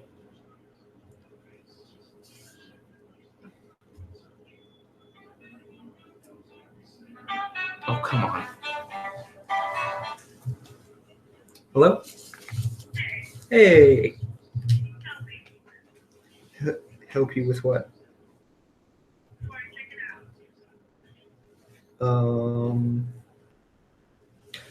So, yeah. Just one thing to note real quick. I'm actually in the middle of a live stream. No, you're fine. You're fine. 1 second. I can...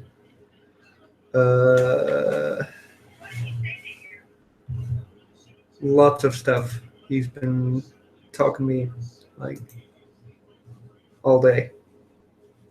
Since, like,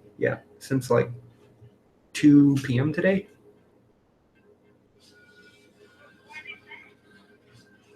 Lots of stuff. We've been talking, like, all day, Miriam. I don't know, but 1 second.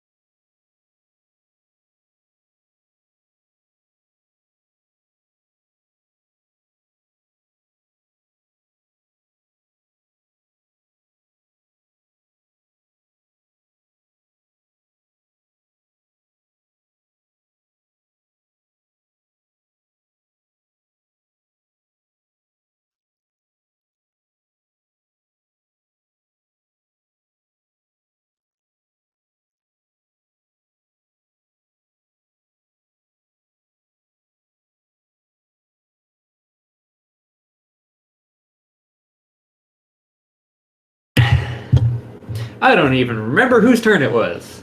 I think the Slotar just went. Yeah, the Slotar just went and whiffed 3 of his 4 fireballs, which was incredible. All right. Now it is the mage's turn. If you recall, centaurs 1 and 2 have their shields up. You cannot hit them. All right. Since I get 3 lightning whips, the mage is going to move up 2. It's going to attack number 3.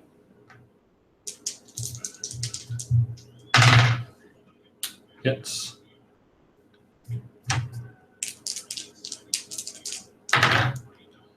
That's 12 plus 4 is 16 damage to number 3. Also intended, the lightning whip is supposed to be one of the few projectiles that bypasses the Shield. Yeah, the shield, because it does pass through. Oh, neato. So you can continue attacking 3. Okay, cool. That's one of the other things with it. With mages, I wanted them to not only be ranged damage output, but also ranged utility damage. Mm-hmm. All right. 39 will hit. That'll be 12 again, plus 4 is 16 to number 3. And for my third attack,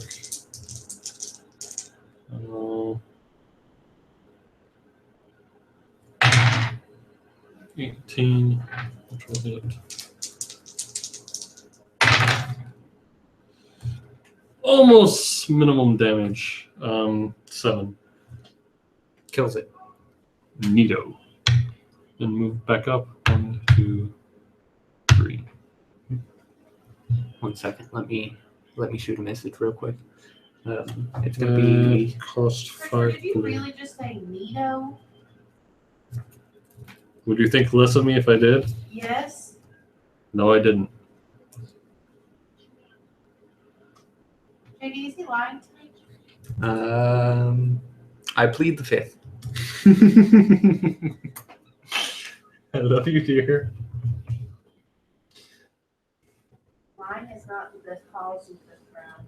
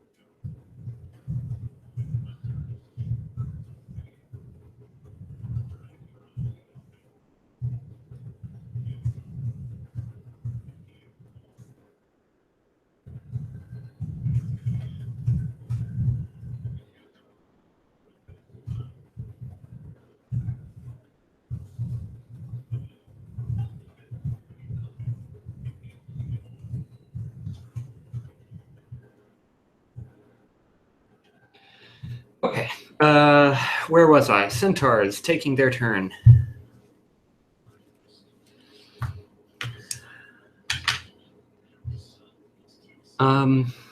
They have a speed of 5. Move number 4 up to the cleric. 1, 2, 3, 4, 5. All right. That one takes 2 swings with his sword at the cleric, each at 1d8 plus 2. The question is, will they bypass the armor? 1 hit does not. It deals 4 damage, and the Falcon Shield absorbs that. puts it at 36. The other hit deals 10. The Falcon Shield absorbs 5 of that and goes down to 31. And 2 damage goes through on the Cleric. The Cleric is sitting here like, I still have more health than all of my allies. Let's see. Centaurs 1 and 2 will run. They have a movement of up to 10, but they will each pass by a space that is adjacent to the Cleric. 1, 2, 3, 4, 5, 6, Mhm. 7, 8, 9, 10. Yep. As number 2 passes, he takes a sword attack at the Cleric, which only deals 5 and is entirely mitigated by the shield.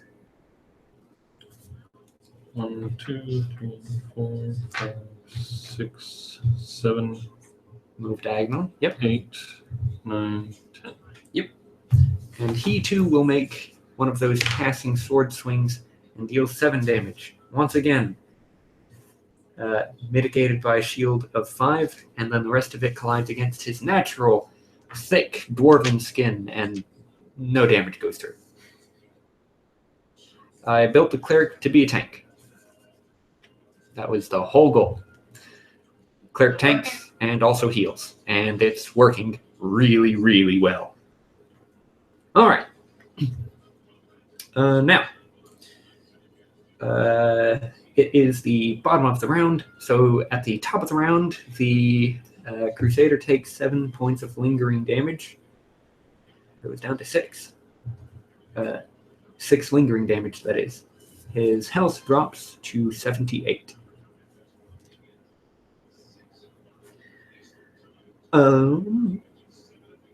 Everybody regains energy. The Cleric gains 1. The Crusader regains 5.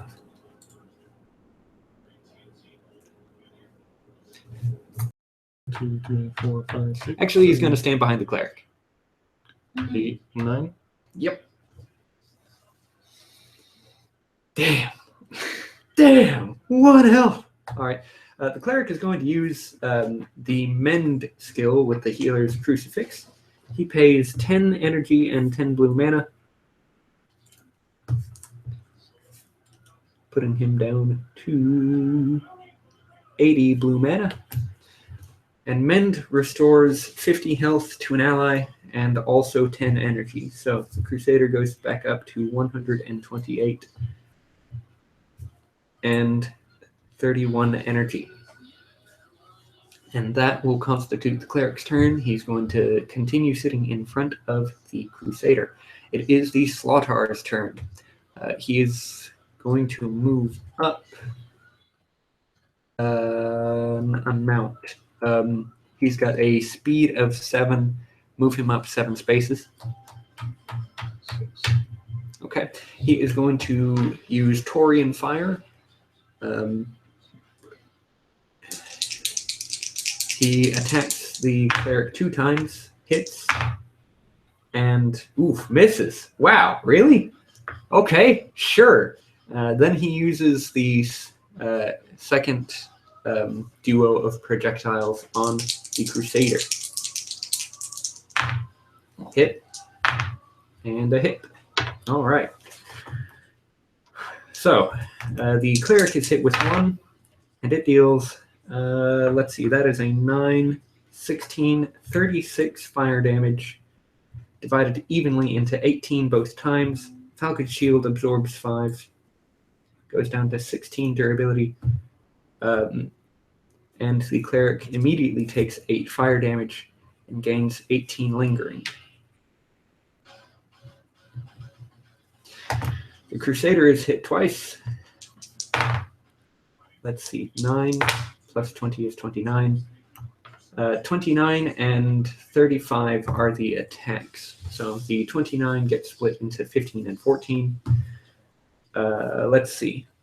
He'll take 9 immediately. Chain Mesh takes 4. Putting him at 19, 119. And 14 lingering, which actually ups his existing lingering to 20. and the second one of 35 is split into 18 and 17. So chain mesh down 4 more. He takes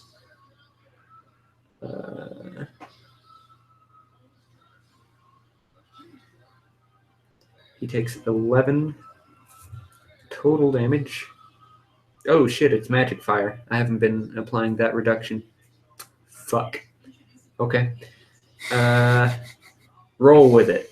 He goes down to 108 and adds the remaining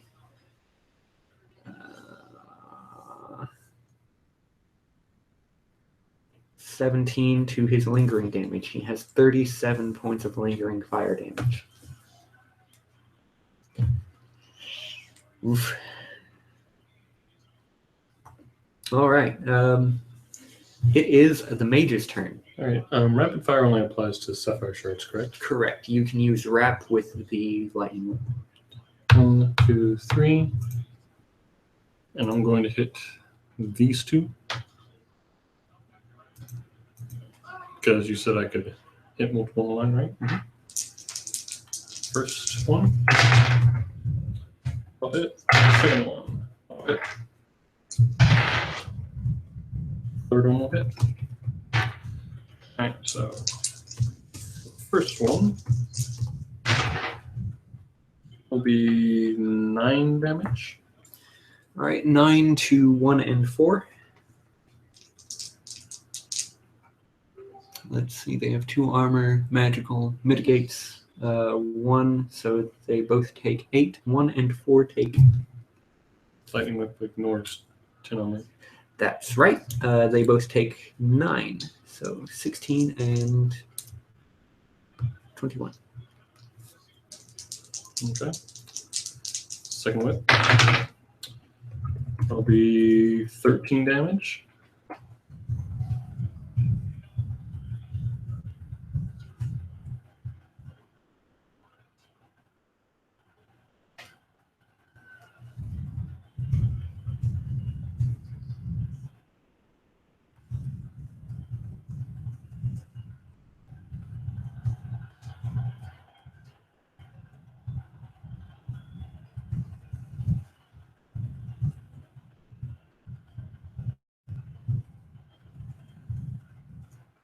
How much damage? 13.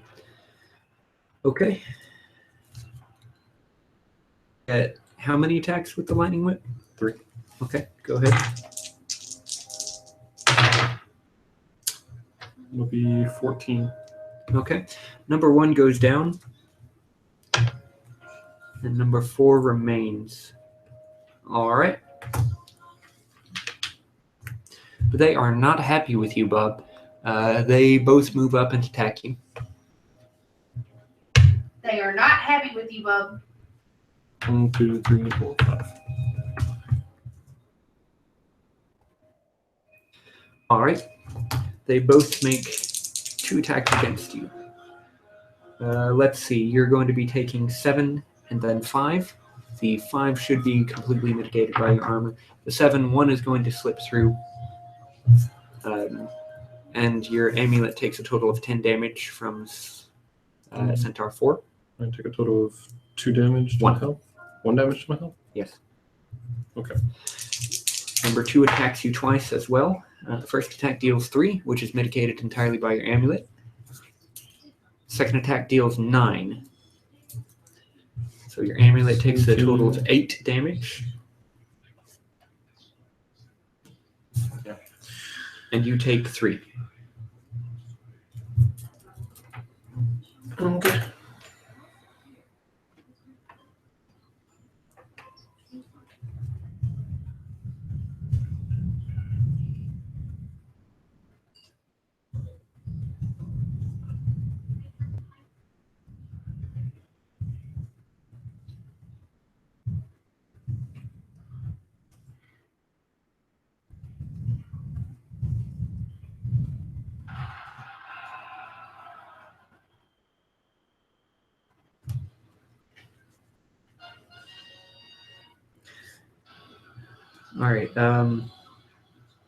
All right, so that's the bottom of the round. So we go back up to the top. The Crusader takes a staggering 19 points of lingering damage. I know. It's getting pretty big. And everybody regenerate energy.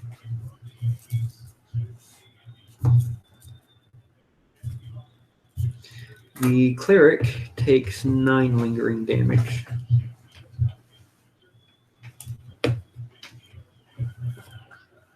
But still is generally pretty satisfied with what his health total is looking like. The Crusader is tired of the shit, but he's going to let the cleric handle it since the cleric gets multiple attacks in a round. The Crusader is going to run, and he's going to run up to 2 and 4. And he's going to take a swing with the halberd on those 2. Which puts him down to 85 green mana. Let's see. Roll the percent. It hits. And he deals 4d8 plus 10 to number 2. Let's see, that's going to be 12, 19, 23. Plus 10 is 33. Plus 9 is 42. To number 2. Number 2 goes down, and because number 4 was adjacent to it, takes half of that. Number 4 goes down. The mage gives a thumbs up. The Crusader says, "No one touches my squishy. No one." The cleric is going to take a shot with the healer's crucifix. The hell out of it. And a second shot. And he hits that time, and since it's 1 damage that he's got to deal, it's okay. Yep. All right. It is your turn.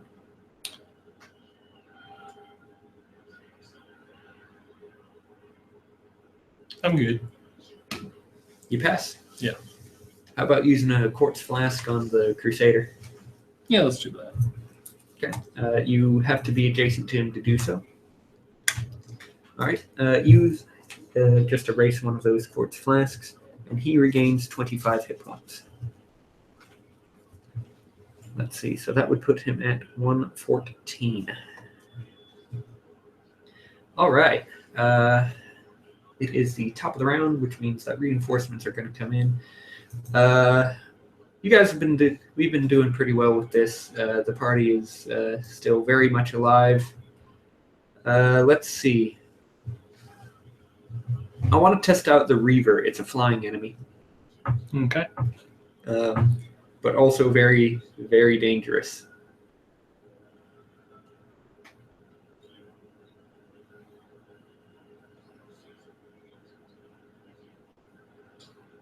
What do you say? Sounds fun. All right.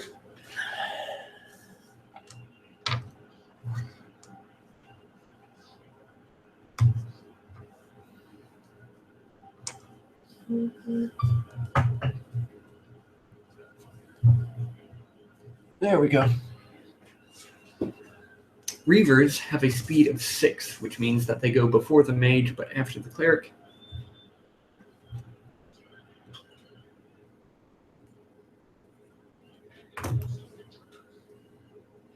Alright, a Reaver has 80 health, 0 armor, takes 50% increased holy damage, but is immune to unholy damage. Not going to be a problem since, well, that's pretty much the only damage. Unholy damage hasn't been dealt at all this whole time, so yeah.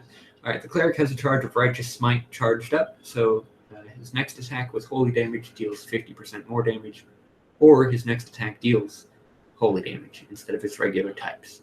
Okay. Which I have been forgetting to calculate this whole time, but it's whatever. I feel like the cleric's damage output has been pretty solid and consistent throughout the whole game anyway. Certainly nowhere near what the Mage and Crusader have been doing, but considering that he's a supportive class, he's doing just fine. All right, at the top of the round, reinforcements arrive, and the rest of the Crusader's lingering damage hits him. He takes the remaining 18 and goes down to 96 health. All right.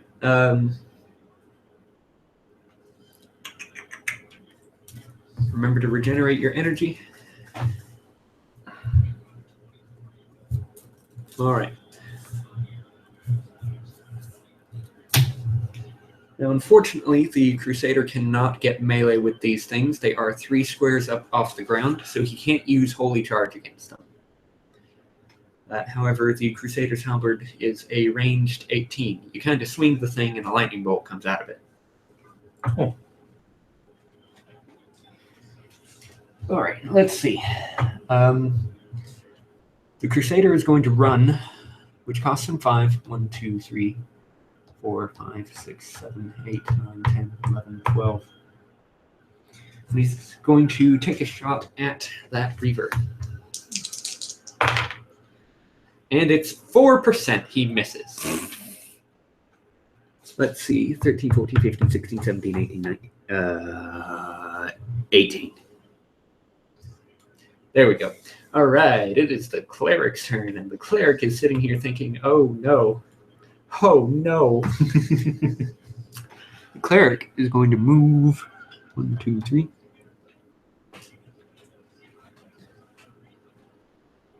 If something takes the run action, that means it can't attack, right? Correct. Here. All right.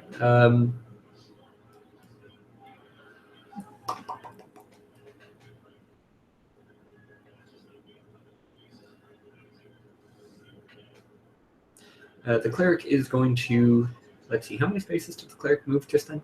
Like 3? That was not a strike. Who's here? Yeah. 1, 2, 3. Yeah. Yeah. Okay. He is going to use a quartz flask on the Crusader to restore 30 health to him, bringing him up to 126. And he's going to use the other quartz flask on himself.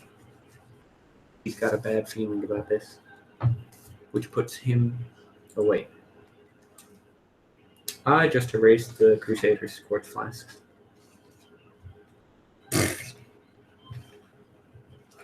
I'm having to deal with 2 sheets.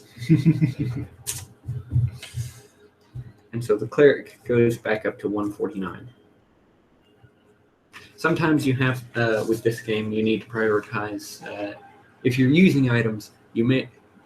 Would it be better to go ahead and use all of the items that you can at this point in time to save up on efficiency? If you heal now, you won't have to heal later, sort of thing. Mm-hmm. And you're not really that low. So since the Cleric's quartz flasks on himself restore only 20 health rather than 30, it's less efficient in terms of number of hit points restored. But as long as you're not wasting the hit points, like using a quartz flask when you're only missing 15 health. Mm-hmm. But that is going to be it for his turn. He's still got Righteous Smite charged up.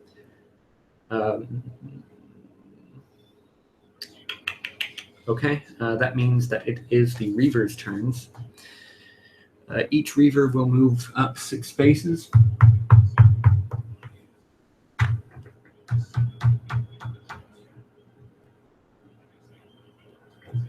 All right. Reaver, let's see.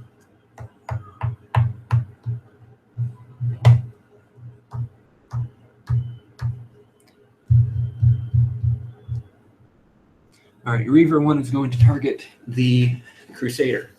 With Baleful Flame, he attacks twice. Both hit, and both deal 3d10 fire damage.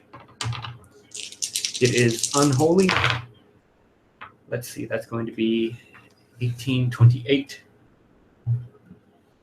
The Crusader's armor is treated as 3 lower, so the mesh takes 3 points of damage. But let's see, 27 halved is 14 up front, which means that 11 damage goes through. And 13 lingering damage. And the second one hits for 13, 17, another 27.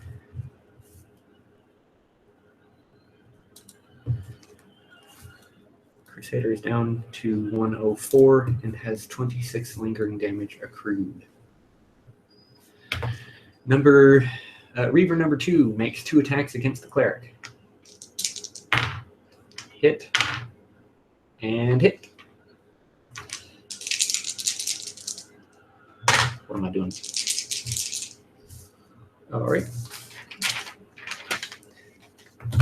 Chris, could you go ahead and calculate 3 attacking you? Yeah. Reaver number 3 attacks you. For like the percentile or? Yeah, it makes 2 percentiles against you. Make sure those hit, if you would be so good. Or So miss, or whatever they will. 27. So 2 hit. The 2 attacks against the cleric are hitting for 30 and 21, respectively. So since the cleric's armor is 8, that means that it's reduced to 5, and the falcon shield takes 10 points of damage. Let's see, with the 5 reduction, the initial hit of 15 goes to 10 and 15, which means 139, lingering damage 15, and the second hit of 21. Let's see, armor of 5, 6, and adds 10 to lingering.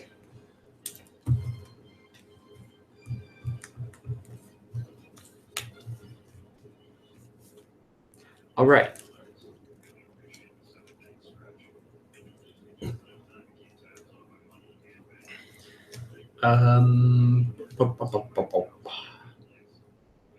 All right, so number 3 attacked you, Chris. Both attacks hit. All right, you take, let's see, the first one hits you for 27. So since your armor is treated as 3, your amulet takes 3 damage. What about this amulet of armor not produced by magic? That means magical attacks, such as the Taurian Fire, would not reduce your armor. I forgot to do the armor reduction anyway, so it's a moot point. But all the same, you know, that's what it. Right, that's so what it I does. reduced 3 on the amulet. I take how much damage? Let's see, the attack hit you for 27, so the front of it is 14 and the lingering is 13. You reduce the front by 3. You take 11 and add 13 to your lingering. At the top of the margin, put like LING for lingering. Okay. Yeah. All right. And the second attack hit as well. This one for, let's see, 16, 19, 29 total. So having that, it's 15 and 14. So your amulet takes another 3.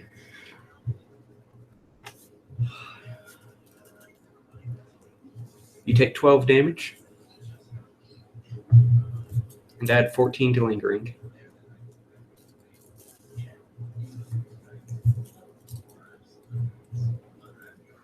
Okay, number 4 attacks the cleric with a hit and a hit. All right, the first attack deals 6 plus 5 is 11, plus 10 is 21. Falcon Shield mitigates 5 damage and is down to 1 durability. Let's see. The damage was 21, so that's 11 up front. Minus 5 is 6.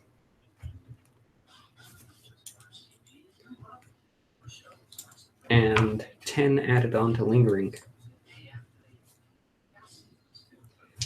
And the next attack is going to be 20 even. 1 point mitigated from the Falcon Shield, and the Falcon Shield is broken. So, 9 damage up front, and 10 added on to Lingering. The Cleric is at a whopping 45 Lingering damage. Ouch. All right. It is your turn, Chris. Do something. Dear God, please do something. Okay, so You got 2 kills, so your Arcane Overcharge is up. cool.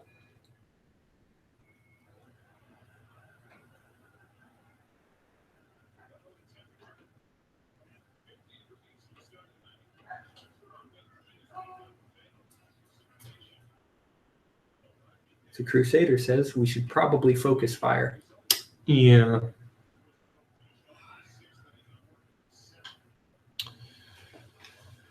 Okay. Let's do this.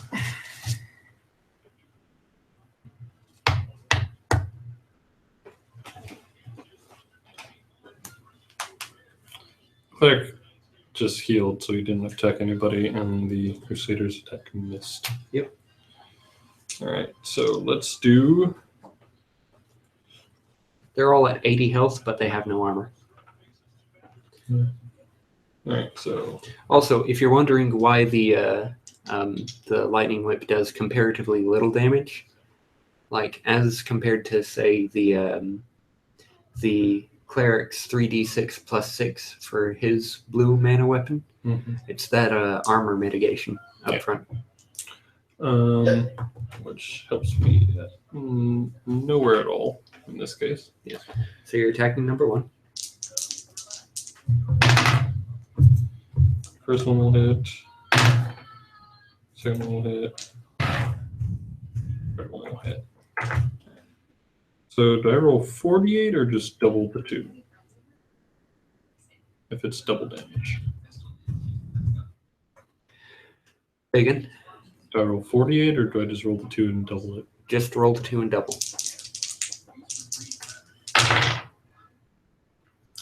13 to 26. Is the 4 doubled as well?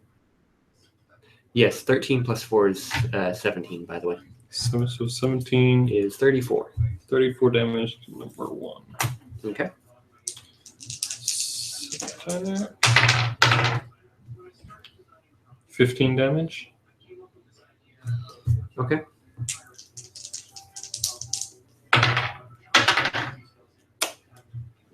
Another 15. Okay. Nicely done. Nicely done. Since that was an overcharge, doesn't get knocked back 5 feet? 5 squares, yes. Yeah. You can choose. Let's see. It would be 1, 2, 3, 4, 5. Cool. Just boom. So that's it for my turn. Okay. That didn't work out too well with the knockback. Let's see. The Crusader is going to move. Let's see. First of all, the Crusader is going to. Oh, hang on. Top of the round, take half of your lingering damage. So 27 rounded down is 13. No. With lingering damage, you take the bulk on one end. On the front end. Okay. Yeah. Oh. Need what? That out of the car. Press. Yeah, okay. That's it. Oh, that's it.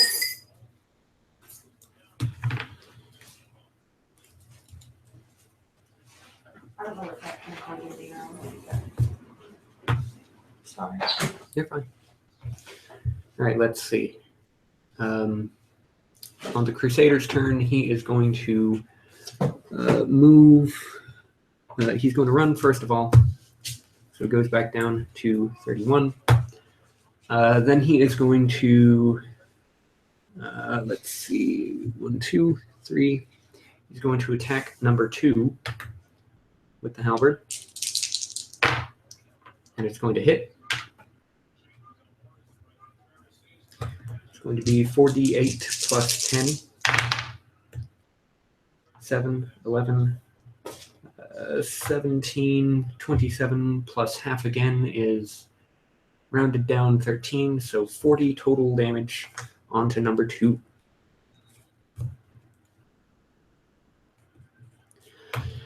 And on the cleric's, the Crusader is then going to spend the rest of his movement moving over to here. The cleric is going to move up. He is going to attack Reaver number 1. That's going to be a hit on Reaver number 1. He will spend his other attack on Reaver number 2. And that is also going to be a hit. He deals 3d6 holy damage to number 1. Let's see, that is 8, 9 plus 6 is 15, plus half again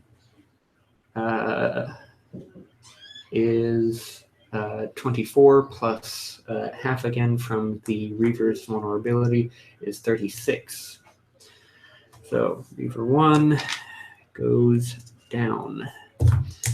He then makes his other attack on Reaver number 2. And that is going to be 8 plus 6 is 14, plus half again is 21, plus half again rounded down is 10. 31 total damage on to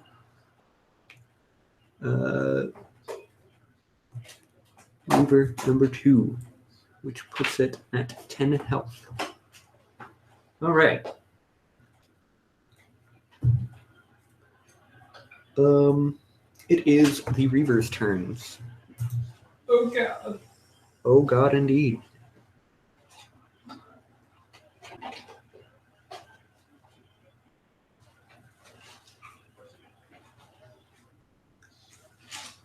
Save the Tom Cruise.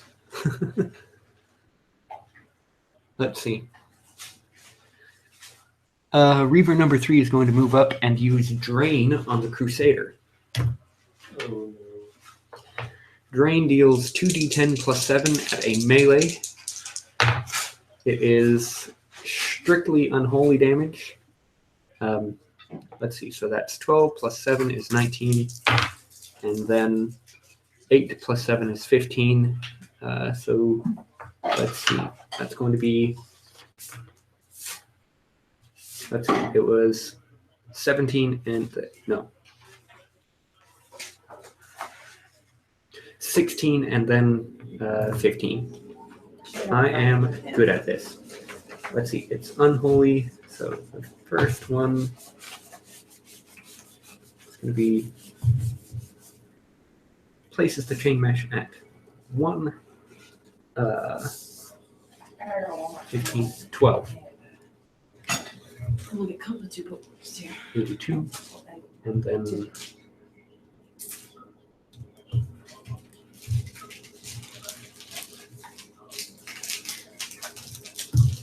Have you heard any joke about Piper American? 14. Okay. Crusader is down to 67 health. Reaver number 4. Going to move 1, 2, 3, 4, 5, 6.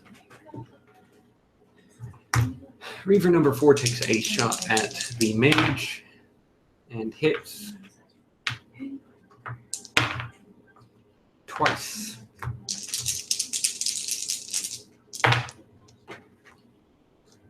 $21, no, 12.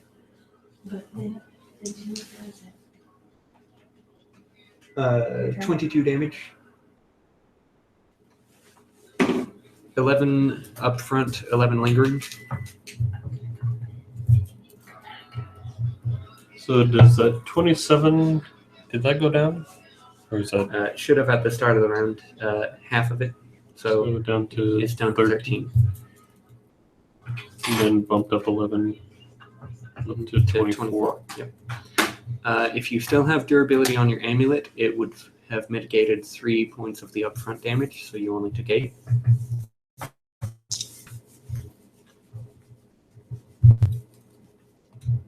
Okay. And then the second fireball hits you for 22, which at least is even enough. 3 more points from your amulet. So you take 8 right away and add another 11 to your lingering. Jesus. Which makes it your turn.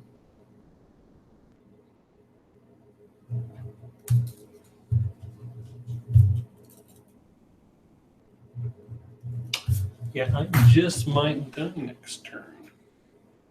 Oh, really? Well, I have 35 lingering and 45 health. Yay. Jeebus. Okay. 1 is looking really ragged, right? Oh, he's dead. Oh, okay. I forgot to remove him. Anybody else been damaged? Number 2. How's he looking? He's got very low health. Okay. I might consider switching over to use your rapid fire. Yes, just considering that.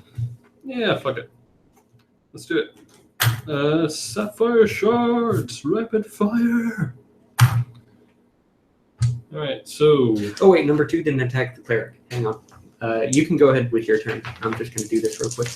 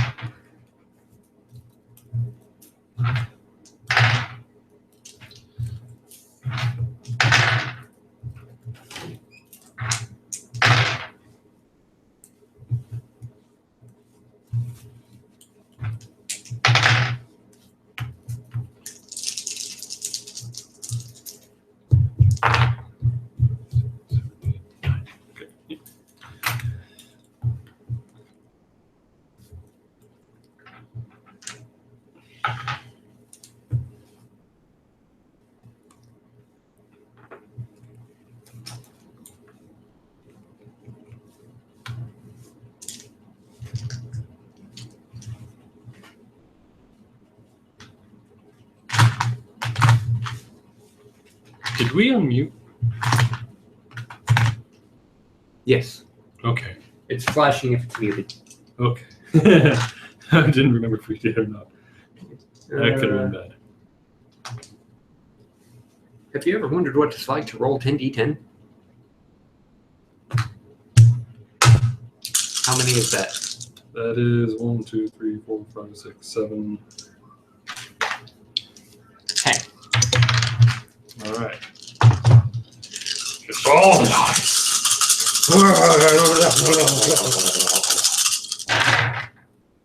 Okay. All right. So, which one are you shooting at? Let's get number 2 out of the way. Okay. What's the range on sapphire shards? 10. I counted it's 9. Yeah. Okay. Yeah, sapphire shards and only a couple of others are range 10. Mm-hmm.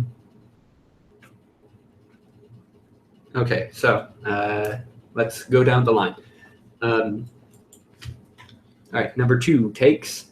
11. It dies. Okay.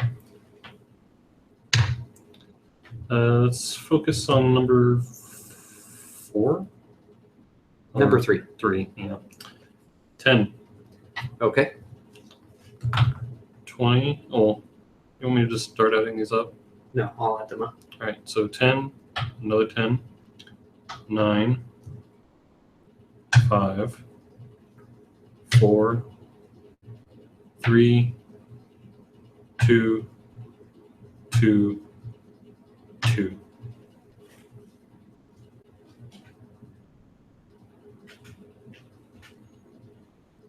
Yeah, I rolled 3 ones.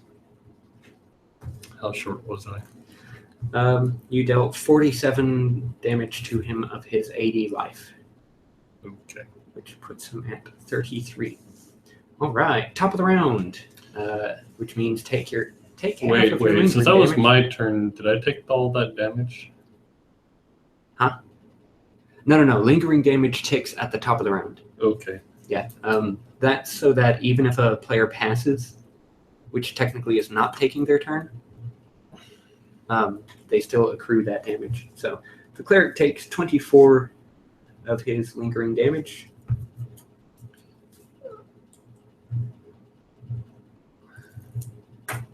Puts him at 45. And the Crusader takes the remainder of his 13, which puts him at 54. This is gonna get ugly.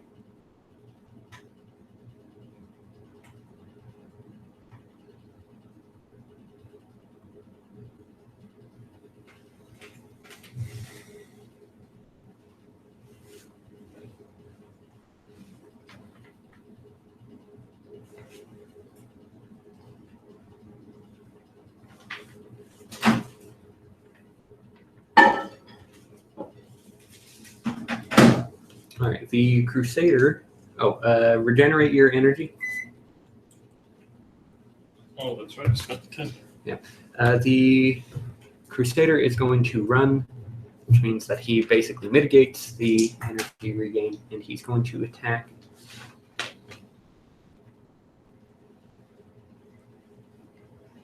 He will attack.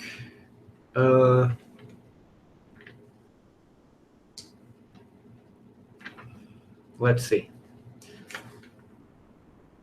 It's arguable that if he attacks number 4, it's possible that the cleric could kill both of them. Is his thing, but that's if they roll high enough. So I think we should go with the safe play and kill number 3 right off the bat. Yeah. Okay. Especially since they go Before the mage, yeah. before the mage, who's sitting currently at 10.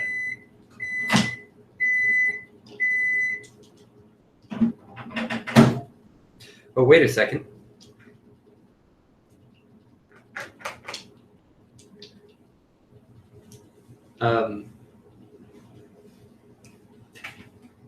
The Crusader is going to throw 2 of his flechettes. Well, actually, hang on. He's going to throw 1 at number 3. Wait a second. You attacked number 3, so number 3 is actually already slowed. Because ice? Yep. Reduces speed. Now has a speed of 4.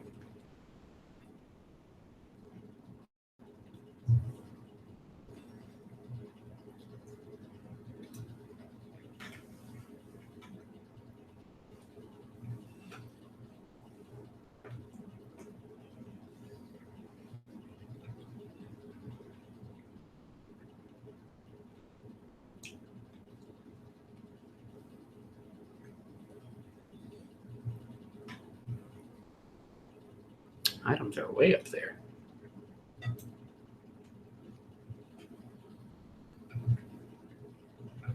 No, he will instead. Yeah, he'll run pretty much in place and target number 4 since 3 is slowed. Running man. Okay, let's see. That's 16, 18, 19, plus 10.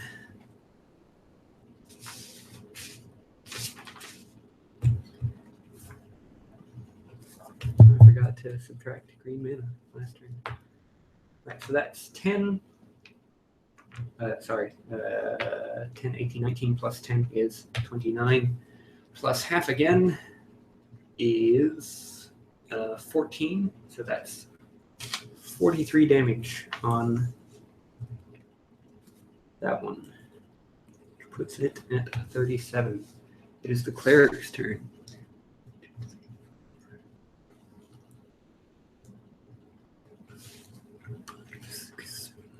and he is going to make 2 attacks against that Reaver. I forgot to roll percentage for the Crusader. He hit. Ooh, so close. 9% on that one for the Cleric. 29. All right, 3d6 plus 6. 2 times. And that's going to be 8 plus 6 is 14, plus another 6 is 20.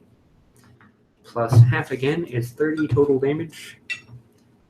And a kill for the Cleric. The Cleric charges up Righteous Smite. Watches! All right. Reaver number 3 is slowed, which means that it is the Mage's turn. How much health you sitting at, bud? And Ian? yeah. Maybe want to go ahead and use those quartz flasks. Did the Reaver not? Oh, because his Slow. movement is slow. Yes. Ha ha ha ha! Ho ho ho! You can't attack, but you can use items. I can. I use that item. I go up 25, correct? Each time you use it, yes. I only have one. The Crusader is sitting at 54 health, and the Dwarf is, the Cleric is sitting at 45. I'm gonna use it on myself. All on yourself? Yeah. So you gain 50 health. Okay, that's fine. That's 50? Fine. Yeah, because you use it twice. I only have one. You only have one? Why do you only have... Oh, Because that's I right, used 'cause it you on the used one Crusader. Yeah. Okay, yeah. Herpader. Yeah. I would die from lingering damage next turn. All right, and the Reaver is going to use Drain on the Crusader, which is 2 hits of an amount. I believe it's 2d10 plus 7.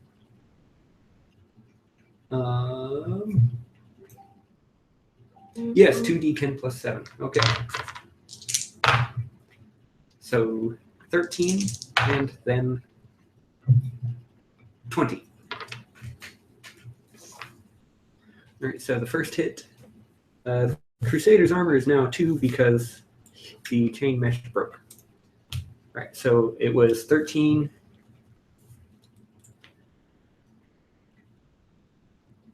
Puts him down to 41, and then 20 puts him down to 21. And the Reaver regains damage dealt, so that was 20 and 13. The Reaver regains 33 health. All right, that is the bottom of the rounds. The Reaver remains slowed for another couple of rounds. So top of the round, lingering damage is applied. Since you didn't get any added on, you take the remainder of it. Okay. Brings me down to 18. And the Cleric's at 22. Jesus. All right, so since the Reaver did not ascend when he stepped onto this plateau, that means that the Crusader can use the shit out of his holy charge. He will do so. He spends 10 energy, putting himself at 21, and 20 green mana, putting himself at 55 green mana. And he deals 8d8 plus 30. Let's see, 13, 15, 19, 24, 30, 31 plus 30 is 61, plus half again is 91 holy damage. He smacks himself into it with righteous fury. Verily. Brrr. All right, which leaves it to the Cleric's turn. He'll move up and use Mend on you. 1, 2, 3, 4, 5. It died, right? Yes. Okay. It's got a maximum health of 80. You regain 50 health and 10 energy. Thanks, bro. No problem, bruh.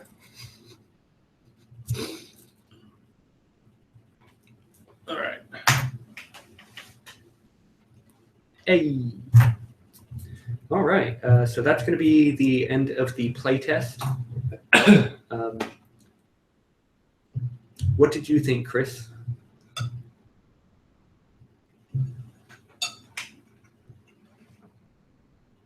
It was fun. Holy shit, those Reavers. Reavers are actually one of the end game enemies that show up way late in the game, after you've assembled the ultimate weapon, in Hexen anyway. Mhm. But one of their abilities is Graves' Call.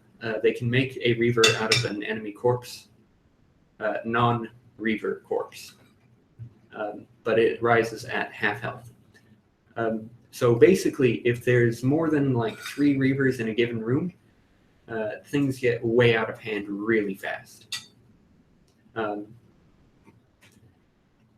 But yeah, they'd be less terrifying if we actually had those ultimate weapons.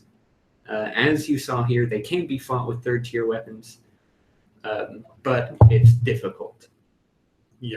As they tend to deal a good bit of damage and have the health to really soak it all up. What would you say was the most difficult enemy that you fought? The Slaughtar or the Reavers? If the Slaughtar had rolled like terribly, probably the Slaughtar. Yeah. Slaughtars are definitely supposed to be more terrifying. The fact that they're ground-based means that they're vulnerable to the Holy Charge ability. Mm-hmm. But if I wasn't a mage, I'd be even more terrified because of the shield thing. Yeah. Lightning Whip, really bypassing the shield block ability, is very, very important for mages. Mm-hmm. Especially with the centaurs. One of the ways that you can fight, and one of the ways that I've been meaning to, one thing that I need to add in is that some of the flechettes will actually bypass the shield block ability, most notably the clerics and the mages' flechette uses. Because the clerics creates a poisonous cloud that bypasses pretty much everything except for poison immunity, and the mage flechette is just supposed to bypass everything, including armor. Now, I had a hard time figuring out when exactly I would use the flechettes because they feel like mines to me almost. Yeah. But well, see, the real use of them is that you can carry up to 20 of them at any given time. Mm-hmm. One of the things that you'll do is, like, if you're in a hallway, or if you have a choke point like the stairs and a bunch of melee enemies, what you do is you'll drop as many of them as you can in one space, and and then at the top of the round they blow up. Let's see. It feels like a mine, but like a really bad mine because it feels like it's a mine that's on top of the dirt and not under it. Yeah. So it feels more like a. Does it go off if someone steps on it? No, but that's one thing that I was going to change in version 3.0. Okay, because if it didn't, it just feels like, okay, so I just walk around them. Let's see. I saw you writing down things as you were playing. Were you basically just taking notes on what? Yeah. Okay. So yeah. That first round with Crusader where you got bonus damage to all 6 of those attacks, that felt a little bit absurd. Yeah. Crusader still OP.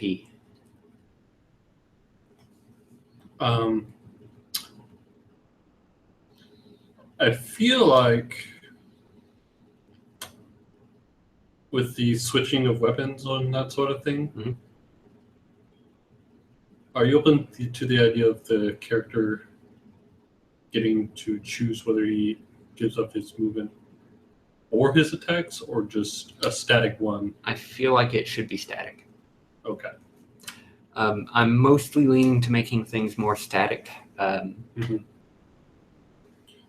as opposed to really anything else.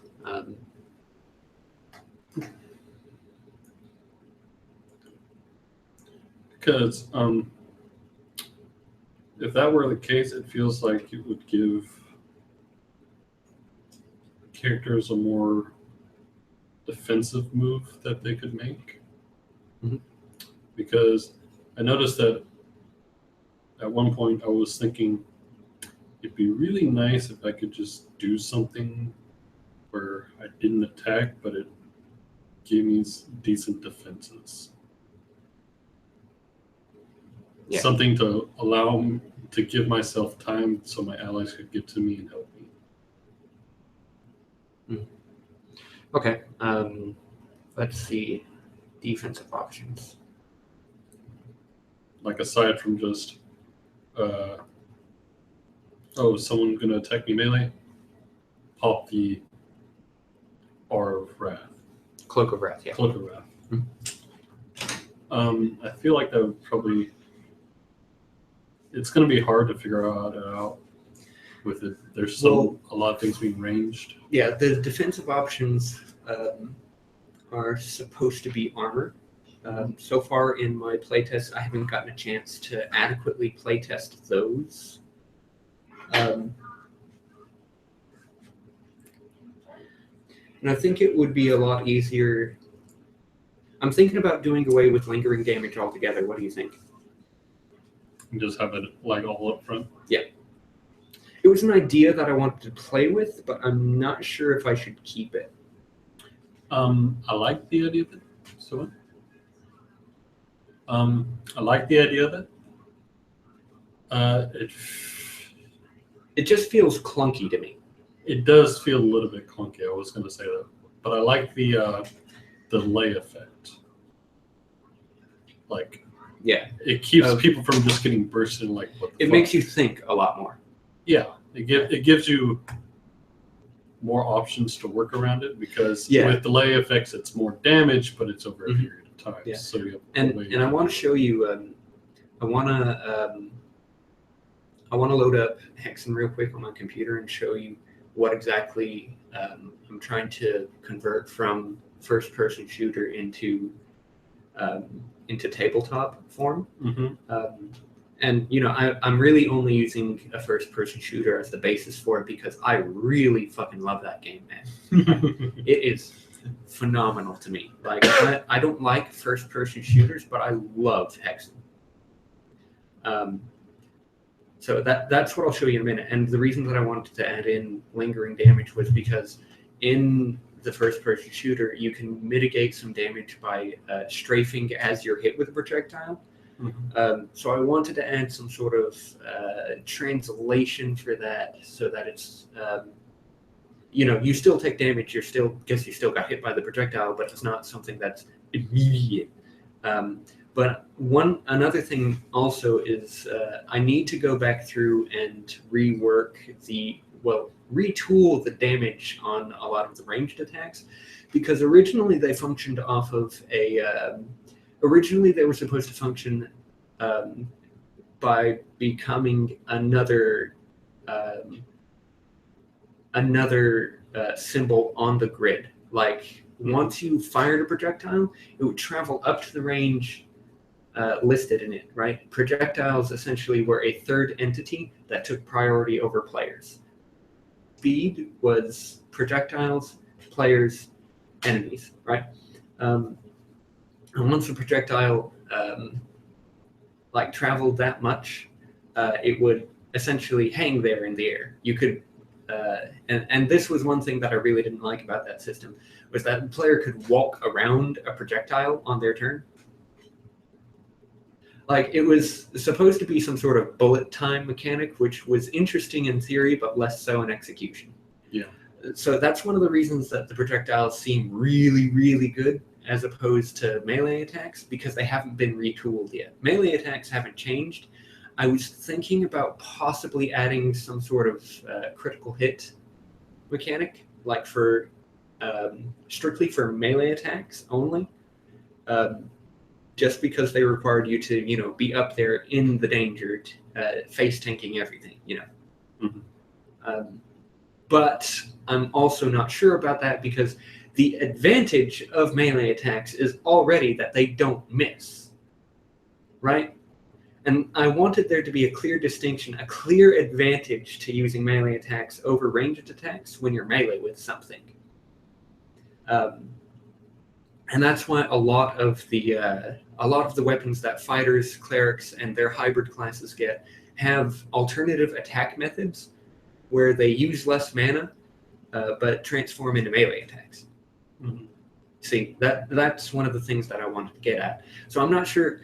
I feel like adding critical hits for specifically just melees would be kind of overdoing it. But at the same time, I feel like, when you're that much closer to your enemy, you can more accurately, pick out weak spots and holes in their defense, right? That sort of thing. Yeah. So I've been toying with it. But what do you think? About employing like critical hit? Yes.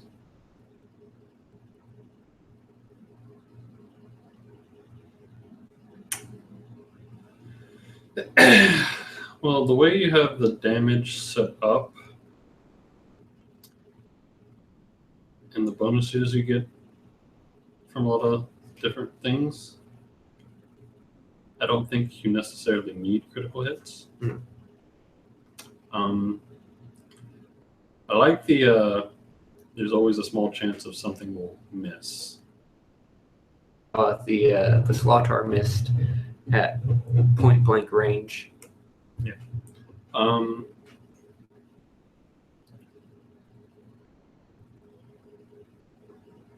At one point, I was looking at these and I was thinking, wow, a lot of these ranges seem a little bit excessive. Mhm. And then I started playing it and I was like, okay, it's not terribly excessive. Yeah, it's not absolutely insane. One of the things to keep in mind with at least the Sapphire Shards is that it deals the least damage of all of the starter weapons. Mm-hmm. The only thing that it possibly competes with is the Cleric's Medic's Knife. But the thing about the knife is that it rolls 1d6 plus 4, and the Sapphire Shards only get 1d10 plus 1. Right? So it's got and that's another one of the things that I wanted for the Mage class, for it to have a high variance. Yeah. So, with the first weapon, they have a chance of dealing 11 in a single hit, which only the fighter can compete with the Mechanical Gauntlet, which rolls 1d6 plus 6. Yeah.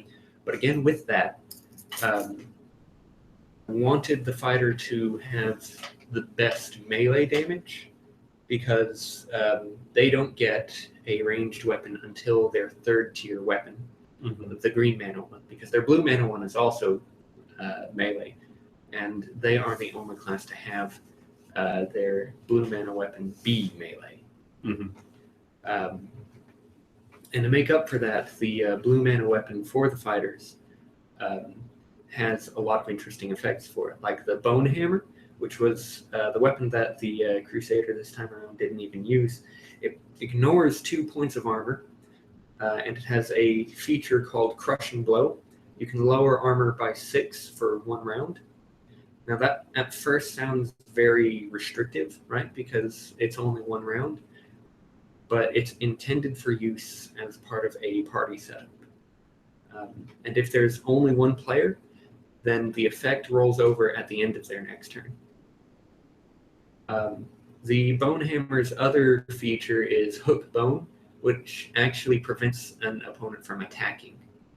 And you also deal damage to them. The drawback of Hook Bone is that it costs energy to keep it active. Right? It's got an initial cost, and then it costs energy every round that you keep it active. It also prevents you from. It also decreases the number of attacks per round that you can make with it by 1. But the Bone Hammer, I feel like the Bone Hammer doesn't do enough damage. So I was thinking. One more thing. Like I said, with the Mage, I want there to be a high variance of damage, right? Nice. So they can roll low and do piss all for damage, or they can roll high and just blow everything out of the way. Kind of And like I did on the first time. Yes, and I want it specifically that way because of their class feature, Arcane Overcharge. If it's doubling damage, you'll get those moments where you double 2, right, with the Yeah, Sapphire which is like Shards, 4. and you get 4 damage, right, and it feels bad. Yeah. But on the other hand, you might roll 11 and double it into 22, right, off of 1 attack with your first tier weapon. Ludicrous. Yeah, it's insane. And one of the things that I want to keep constant with this game is that players always feel like that no matter how much damage they do, they're always making progress towards getting that kill. Mm-hmm. That's why almost all of the class features that you've got in the game have a function that works off of, and when you get a kill. And a lot of weapons have, and if you get a kill. I like that with the overcharge thing with the wizard. Yeah. So yeah, that's something that I really want to like keep constant. Like I want to reward players for making that kill, and I want them to feel a tangible effect from it, right? Yeah. Because not only does it help them in leveling up, it helps them through the rest of the combat. Yeah. And one of the reasons that I want to do it like that is because you know how in D&D when you get a kill in combat, you don't really see any tangible effects except for that guy is no longer here, right? You don't get the effects until possibly the end of the combat, or in a lot of cases, not until the end of the session, right? And I've noticed that when I do it by when you get the kill, if I have a lot of when you get a kill effects, then what it does is it keeps the combat feeling fresh to the players, and it creates a sort of friendly competition between them, like, I'm going to get that kill. No, you're not. I am. One of the other things that it does is sometimes that kill is going to be more beneficial on another player than it is on you. So if you're a team player, you'll start thinking in dynamics of that. So whereas the clerics is every time they get a kill, right? And versus the mages after 2 kills, right? Mm-hmm. It's arguable that the mage's effect is hands down just better because it doubles the damage, right? So the cleric's is only, it changes it to holy. Yeah. So on average, you're going to get 3 more damage because you mitigated 3 points of armor. Mm-hmm. And that just doesn't compare to the mage's double the damage. Yeah. Right? Or if the cleric is already using a holy damage weapon, it gets 50% more, right? That's still not doubling the damage. But if you're in a tight spot in a combat, like you guys got down to in the fight with the Reavers, the kills were hands down more beneficial on the cleric because using his holy weapon and dealing 50% more damage on top of they're already vulnerable to 50%, that was more beneficial to the party than you doing double damage, right? Mm-hmm. Sometimes you can't, you don't get to pick who gets that kill. But like with, you saw what I was doing with the Crusader. I was trying to get the Crusader to set up the cleric getting procs of his passive, since the only benefit of the Crusader getting a kill is that he gets +2 speed, which when he runs is +2 damage, right? Which, again, does not compare to the cleric getting 50% more damage or the mage getting double damage. Yeah. Like, far and away, it does not compete with the mage getting double the damage, right? Mm-hmm. But the Crusader has the benefit of just being able to proc his class ability every turn. Yeah. Provided that he has the energy for it. And that's why it's kind of important for the Crusader to pick up Tireless and then Unending Stamina. Mm-hmm. Regenerating that much more energy really helps. But also, I feel like it's way too strong, Unending Stamina, right now, as it is with adding 4 more. Previously, I had it at adding 3 more, but I'm thinking about turning it back to adding 2 more, because if it's as high as it currently is, the Crusader just gets to run every single turn and doesn't have to watch his energy. He never dropped below 20 energy. Yeah. So you would say, rework. Because he was like busting out energy everywhere, and I was like, I did like 3 rapid fires. I'm like, shit. Yeah, and unending stamina already is at the point where you can opt to take it multiple times and its effects stack. Yeah. So I feel like, what do you think? +2? +2, that's half of what it currently is. So you'd be getting 3. So even if you run every turn, you're still getting a marked decrease. Like you're still going to get tired. Yeah. And then they'd have to spend that extra if they wanted to have ridiculous stamina regen. Yeah. Did you have any other notes? Just to remind you to reword the Slotar. Yeah. It's going to be a long process of just rereading the whole thing. Like, oh, yeah.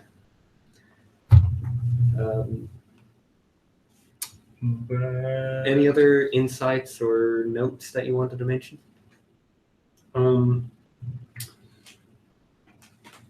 So first round, I was like, this is way too easy and we are way too overpowered. Second round was like, it was a little bit harder. And then the Slotar showed up and like, holy shit, they can do damage.